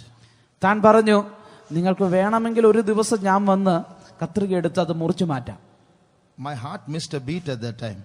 ആ സമയത്ത് എന്റെ ഹൃദയം ഒരു നിമിഷം ഇടിക്കുവാൻ നിന്നുപോയി. Is that the only solution? Take a scissors and cut that. Won't it pain? Yes, it will pain. You have to take some ice and put it on your eyes and sit like that for 2 days. It will be okay. It seems. കത്രികയെടുത്ത് കണ്ടിക്കുക എന്നുള്ളതാണോ അതിനുള്ള ഏക പരിഹാര മാർഗം? അങ്ങനെ മുറിച്ചു കളയുമ്പോൾ വേദന എടുക്കുകയില്ല എന്ന് ചോദിച്ചു. ഉടനെ പറഞ്ഞു അത് വേദനയൊക്കെ എടുക്കും, അത് സാരമില്ല, കുറച്ച് ഐസൊക്കെ എടുത്ത് വെച്ചിട്ട് 2 ദിവസം അങ്ങനെ ഇരുന്നാൽ മതി, അതങ്ങ് മാറിക്കോളുമെന്ന് പറഞ്ഞു. Then I went and prayed. ഞാൻ അതിനുശേഷം പോയി പ്രാർത്ഥിച്ചു. There was slight fear. The fiery darts of the enemy was there hitting my shield of faith. എനിക്ക് ചെറിയ ഭയം തോന്നി. ദുഷ്ടന്റെ തീയമ്പ് എന്റെ വിശ്വാസം എന്ന പരിചയം വന്ന് തട്ടുവാൻ തുടങ്ങി. I realized that the plywood was catching fire. ആ പ്ലൈവുഡിന് തീ പിടിക്കുന്നത് എനിക്ക് മനസ്സിലാക്കുവാൻ കഴിഞ്ഞു. Then I sat in the presence of God. ഞാൻ അതിനുശേഷം ദൈവസന്നിധിയിലിരുന്നു. I realized I have to dip my shield in water. എനിക്ക് മനസ്സിലായി ഞാൻ എന്റെ പരിചയം എടുത്ത് വെള്ളത്തിൽ മുക്കണമെന്ന്. And then I started praying, and then God strengthened my faith. ഞാൻ പ്രാർത്ഥിച്ചു, ദൈവം എന്റെ വിശ്വാസത്തെ ബലപ്പെടുത്തി. After a few days, what happened was it became black. ചില ദിവസങ്ങൾക്ക് ശേഷം സംഭവിച്ചത് അവിടെ അത് that growth became black. ആ വളർന്നു വന്ന ആ മുഴ അത് കറുത്ത കളറിലായി തീർന്നു. It started bleeding. അതിൽ നിന്ന് രക്തം വരുവാൻ തുടങ്ങി. So while I would conduct Bible studies, I would have tissue paper in my pocket and I would be rubbing and removing all the blood every now and then. ഞാൻ വേദപാഠ ക്ലാസ്സുകളൊക്കെ നടത്തുമ്പോൾ എന്റെ പോക്കറ്റിൽ നിറയെ ടിഷ്യൂ പേപ്പറുകൾ ഉണ്ടായിരിക്കും. അതിൽ നിന്ന് വരുന്ന രക്തം ഞാൻ എപ്പോഴും തുടച്ച് ഒപ്പിയെടുത്തുകൊണ്ടിരിക്കും. And one day one phone call came. ഒരു ദിവസം എനിക്കൊരു ഫോൺ കോൾ വന്നു. Brother, some people say it might be cancer also. സഹോദര, ചിലർ പറയുന്നത് എന്താണെന്ന് അറിയാമോ? അത് ക്യാൻസർ ആണ് എന്നാണ്. This is another fiery dart. അത് മറ്റൊരു തീയമ്പാണ്. But then because I prayed, now I was strong. This time I didn't get afraid. എന്നാൽ ആ സമയം കൊണ്ട് ഞാൻ പ്രാർത്ഥിച്ചിരുന്നത് കൊണ്ട് എനിക്ക് ധൈര്യമുണ്ടായിരുന്നു. ഈ പ്രാവശ്യം ഞാൻ ഭയപ്പെട്ടില്ല. So I kept exercising my faith and kept doing my ministries. ഞാൻ എന്റെ വിശ്വാസം അത് പരിശീലിച്ചുകൊണ്ട് ഞാൻ എന്റെ ശുശ്രൂഷ തുടർന്നുകൊണ്ടിരുന്നു. You know what happened? എന്ത് സംഭവിച്ചെന്നറിയുമോ? This growth started getting smaller and smaller and went back inside my eyes. ഈ മുഴ അത് ചെറുതാകുവാൻ തുടങ്ങി. ചെറുതായി കണ്ണിന്റെ ഉള്ളിലേക്ക് പോയി. One day I was rubbing my eyes like this. It fell and came into my hands and I threw it away. That was the end of the sickness. ഒരു ദിവസം ഞാൻ എന്റെ കണ്ണ് ഇങ്ങനെ ചൊറിഞ്ഞ സമയത്ത് അതെന്റെ കയ്യിലേക്ക് വീണു. ഞാൻ അത് എറിഞ്ഞു കളഞ്ഞു. അങ്ങനെ എന്റെ രോഗവും പോയി. So we should not get afraid of the adversary. നാം ശത്രുവിനെ കണ്ട് ഭയപ്പെടരുത്. We are called to believe the word of God. നാം ദൈവവചനം വിശ്വസിക്കേണ്ടതിന് വിളിക്കപ്പെട്ടവരാണ്. Is there anyone here who is sick? Put up your hands. ഇവിടെ രോഗികളായിട്ടുള്ള ആരെങ്കിലും ഉണ്ടെങ്കിൽ നിങ്ങളുടെ കരമൊന്ന് ഉയർത്തിയാട്ടെ. Big sickness or small sickness or chronic sickness, put up your hands. വലുതോ ചെറുതോ മരണകരമായ ഏതോ രോഗമായിക്കൊള്ളട്ടെ, നിങ്ങളുടെ കരം ഉയർത്തിയാട്ടെ. We are going to do a practical exercise now. ഇപ്പോൾ നമ്മുടെ ജീവിതത്തിൽ പ്രാവർത്തികമാക്കുന്ന ഒരു അനുഭവം ചെയ്യുവാൻ പോകുകയാണ്. If you are sick, remember you are in the middle of a battle. നിങ്ങൾ രോഗിയാണെങ്കിൽ മനസ്സിലാക്കണം, നിങ്ങൾ ഒരു പോർക്കളത്തിലാണ്. So you have an enemy. He's put that sickness in you. It's not the will of God that you be sick. ഒരു ശത്രുവാണ് നിങ്ങൾക്ക് ആ രോഗം കൊണ്ടുവന്നിരിക്കുന്നത്. നിങ്ങൾ രോഗിയായിരിക്കുക എന്നുള്ളത് ദൈവഹിതമല്ല. And you'll have a lot of fiery darts thrown at you from the tongues of human beings. മനുഷ്യരുടെ നാവിൽ നിന്ന് നിങ്ങളുടെ നേരെ എറിയപ്പെട്ടിരിക്കുന്ന അനേക തീയമ്പുകളുമുണ്ട്. Brother, you're neglecting this for so long. സഹോദര, അനേക ദിവസങ്ങളായിട്ട് നിങ്ങൾ ഇതിനെ കരുതുന്നില്ലല്ലോ. Better have a checkup. പോയെന്ന് പരിശോധിച്ച് നോക്ക്. Just see what it is. Only then you will know your diet, isn't it? Put on your hands, please. എല്ലാവരും കരം താഴ്ത്തിയിടുക. നിങ്ങൾ പോയെന്ന് പരിശോധിച്ച് നോക്കുക. അപ്പോൾ അറിയാമല്ലോ അതെന്താണെന്ന്. അങ്ങനെയാണെങ്കിൽ നിങ്ങളുടെ ഭക്ഷണം ക്രമീകരിക്കാമല്ലോ. So then you go and have a checkup. അപ്പോൾ നിങ്ങൾ പോയി ഒരു പരിശോധന നടത്തും. The doctor says, why didn't you come before? Doctor ചോദിക്കും, എന്തുകൊണ്ട് നേരത്തെ വന്നില്ല? In 2 days you have to have an operation, others finished for you. 2 ദിവസത്തിനുള്ളിൽ ഓപ്പറേഷൻ നടത്തിയില്ലെങ്കിൽ നിങ്ങളുടെ കാര്യം കഴിഞ്ഞു. All your shield, the huge shield of faith, would catch fire immediately and burnt up to ashes that time itself. ഒരു നിമിഷം കൊണ്ട് നിങ്ങളുടെ വലിയ വിശ്വാസത്തിന്റെ പരിച തീ പിടിച്ച് ചാരമായി തീരും. Then you are a slave to whatever human beings is it. So you give your body to the adversary. The temple of God is now being used by somebody else. നിങ്ങൾ മനുഷ്യരുടെ വാക്കുകൾ കേട്ട് അതിനടിമയായി തീർന്ന് ദൈവത്തിന്റെ ആലയമാകുന്ന നിങ്ങളുടെ ശരീരം മനുഷ്യർക്ക് കൊടുത്ത് അവർ അതിന്മേൽ എന്തൊക്കെയോ ചെയ്യുന്നു. And finally they say, please sign. If you die, I am not responsible. അവസാനം അവർ പറയുന്നു, ഞാൻ മരിച്ചാൽ ഇദ്ദേഹം ഉത്തരവാദിയല്ല എന്ന് നിങ്ങൾ ഒപ്പിട്ട് തരുവാൻ കൂടി പറയുന്നു. One day one of our believers was sick. ഒരിക്കൽ ഞങ്ങളുടെ ഒരു വിശ്വാസി രോഗിയായിരുന്നു. And he stood for divine healing. താൻ ദൈവിക രോഗശാന്തിക്ക് വേണ്ടി നിന്ന വ്യക്തിയാണ്. All the relatives opposed. What is this? തന്റെ ബന്ധുക്കൾ എല്ലാവരും എതിർത്ത്, എന്താണിത്? So they called a doctor. അവരൊരു ഡോക്ടറെ വിളിച്ചു. Doctor said, don't be foolish like this in this century. Doctor തന്നോട് പറഞ്ഞു, ഈ നൂറ്റാണ്ടിൽ ഇതുപോലെ വിഡ്ഢിയായിരിക്കരുത്. Then the believer asked him one question. അപ്പോൾ ആ വിശ്വാസി ആ ഡോക്ടറോട് ഒരു ചോദ്യം ചോദിച്ചു. Sir, I'll come to the hospital. Sir ഞാൻ ആശുപത്രിയിലേക്ക് വരാം, but will you guarantee my healing? എന്റെ സൗഖ്യം നിങ്ങൾക്ക് ഉറപ്പ് തരുവാൻ കഴിയുമോ? No, I can't guarantee your healing. ഓ, എനിക്ക് അങ്ങനെ ഉറപ്പൊന്നും തരാൻ I'm കഴിയുകയില്ല. sorry, I can't come, sir. എങ്കിൽ എനിക്ക് വരുവാൻ കഴിയുകയില്ല. So that's all they can do. അതാണ് അവർക്ക് ചെയ്യുവാൻ കഴിയുന്നത്. With all their education, they can only try. അവരുടെ വിദ്യാഭ്യാസം എല്ലാം കൊണ്ട് അവർക്ക് പരിശ്രമിക്കാം. But you have a God who doesn't try, he can do. എന്നാൽ നിങ്ങൾക്കുള്ള ദൈവം അവൻ പരിശ്രമിക്കുകയല്ല, അവൻ ചെയ്യും. Today, if you believe, you can see the glory of God. ഇന്ന് നിങ്ങൾ വിശ്വസിക്കുന്നുവെങ്കിൽ ദൈവത്തിന്റെ മഹത്വം കാണുവാൻ കഴിയും. All those who will say, Jesus has never done any miracle in my life, I'll put up your hand. യേശു എന്റെ ജീവിതത്തിൽ ഇതുവരെ ഒരത്ഭുതം പോലും ചെയ്തിട്ടില്ല എന്ന് പറയുന്ന ആരെങ്കിലും ഉണ്ടെങ്കിൽ കരമൊന്ന് ഉയർത്താമോ? Those who say Jesus has done at least one miracle in my life, put up your hand. യേശു കുറഞ്ഞത് ഒരു അത്ഭുതമെങ്കിലും എന്റെ ജീവിതത്തിൽ ചെയ്തിട്ടുണ്ട് എന്ന് പറയുന്നവരൊന്ന് കരമുയർത്താമോ? Hallelujah. Hallelujah. Now what does the Bible say? എന്താണ് വേദപുസ്തകം പറയുന്നത്? When you go to fight against enemies that seem to be more powerful than you, നിങ്ങളെക്കാൾ ശക്തരെന്ന് നിങ്ങൾക്ക് തോന്നുന്ന ശത്രുവിനെതിരെ നിങ്ങൾ യുദ്ധം ചെയ്യുവാൻ പോകുമ്പോൾ think back on those miracles. ആ അത്ഭുതങ്ങളെ നിങ്ങൾ ധ്യാനിക്കണം. Think back on what God has already done for you. ദൈവം നിങ്ങൾക്ക് വേണ്ടി നേരത്തെ ചെയ്തിട്ടുള്ള കാര്യങ്ങൾ ഓർക്കണം. Remember, your Redeemer has not grown old. ഓർക്കുക, നിങ്ങളുടെ രക്ഷകൻ, നിങ്ങളുടെ വീണ്ടെടുപ്പുകാരൻ അവന് പ്രായമായിട്ടില്ല. Your God is still powerful, the same yesterday, today and forever. നിങ്ങളുടെ ദൈവം ഇന്നലെയും ഇന്നും എന്നേക്കും ശക്തൻ തന്നെയാണ്. Your God's power is still the same. നിങ്ങളുടെ ദൈവത്തിന്റെ ശക്തി ഇന്നും മാറ്റമില്ലാത്തതാണ്. The God of the Israelites who redeemed them from Egypt is our God too. ഇസ്രായേലിനെ മിസ്രൈമിൽ നിന്ന് വീണ്ടെടുത്തവനായ ദൈവമാണ് നമ്മുടെയും ദൈവം. The God of the first century is the God of this century too. ആദ്യ നൂറ്റാണ്ടിലെ ദൈവം തന്നെയാണ് ഈ നൂറ്റാണ്ടിലെയും ദൈവം. If you believe this, നിങ്ങൾ ഇത് വിശ്വസിക്കുന്നുവെങ്കിൽ close your eyes. നിങ്ങളുടെ കണ്ണുകളെ അടയ്ക്കാം. Today we are going to exercise our faith. ഇന്ന് നമ്മുടെ വിശ്വാസം നാം പരിശീലിക്കുവാൻ പോകുകയാണ്. Think of all that Jesus has already done for you. യേശു നിങ്ങൾക്ക് വേണ്ടി ഇതുവരെ ചെയ്തിട്ടുള്ള കാര്യങ്ങൾ നിങ്ങൾ ഓർക്കുക. Did you not lift up your hands just now and say that Jesus has done miracles in your life? ഇപ്പോഴല്ലയോ നിങ്ങളുടെ കരങ്ങൾ ഉയർത്തി യേശു നിങ്ങളുടെ ജീവിതത്തിൽ അത്ഭുതങ്ങൾ ചെയ്തിട്ടുണ്ടോ എന്ന് നിങ്ങൾ പറഞ്ഞത്? Now, before we experience the power of God in our bodies, നമ്മുടെ ശരീരത്തിൽ ദൈവത്തിന്റെ ശക്തി നാം അനുഭവിക്കുന്നതിന് മുമ്പായി we are going to thank God for what He's already done for us. ദൈവം നമുക്ക് വേണ്ടി നേരത്തെ തന്നെ ചെയ്തിരിക്കുന്ന കാര്യങ്ങൾക്കായി നാം അവന് നന്ദി പ്രകാശിപ്പിക്കുവാൻ We are പോകുകയാണ്. going to lift up our hands and offer our gratitude to God for what He's already done for us. ദൈവം നമുക്ക് വേണ്ടി ഇതുവരെ ചെയ്തിരിക്കുന്ന കാര്യങ്ങൾക്കായി നാം കരമുയർത്തി അവന് നന്ദി ചെലുത്തുവാൻ പോകുന്നു. Let us lift up our hands നമ്മുടെ കരങ്ങളെ നമുക്ക് ഉയർത്താം. from the depth of our hearts. നമ്മുടെ ഹൃദയത്തിന്റെ ആഴത്തിൽ നിന്ന് Let's start giving God thanks for what He's done for us. ദൈവം നമുക്ക് വേണ്ടി ചെയ്തതിനു വേണ്ടി നാം അവനെ സ്തുതിക്കുവാൻ തുടങ്ങിയാട്ടെ. With the grateful God, say thank you for what He's already done for us. ദൈവം എനിക്ക് ചെയ്തു തന്ന ഇതുവരെ ചെയ്തതിനായി നന്ദിയോടെ സ്തോത്രം എന്ന് പറഞ്ഞോട്ടെ. Thank you, Jesus. Thank you, Lord. Thank you, Lord. Thank you, Jesus. Thank you, Savior. Thank you, Savior. Thank you, Lord. We thank you, Lord. We thank you, Jesus. We thank you, Jesus. Praise you, Lord.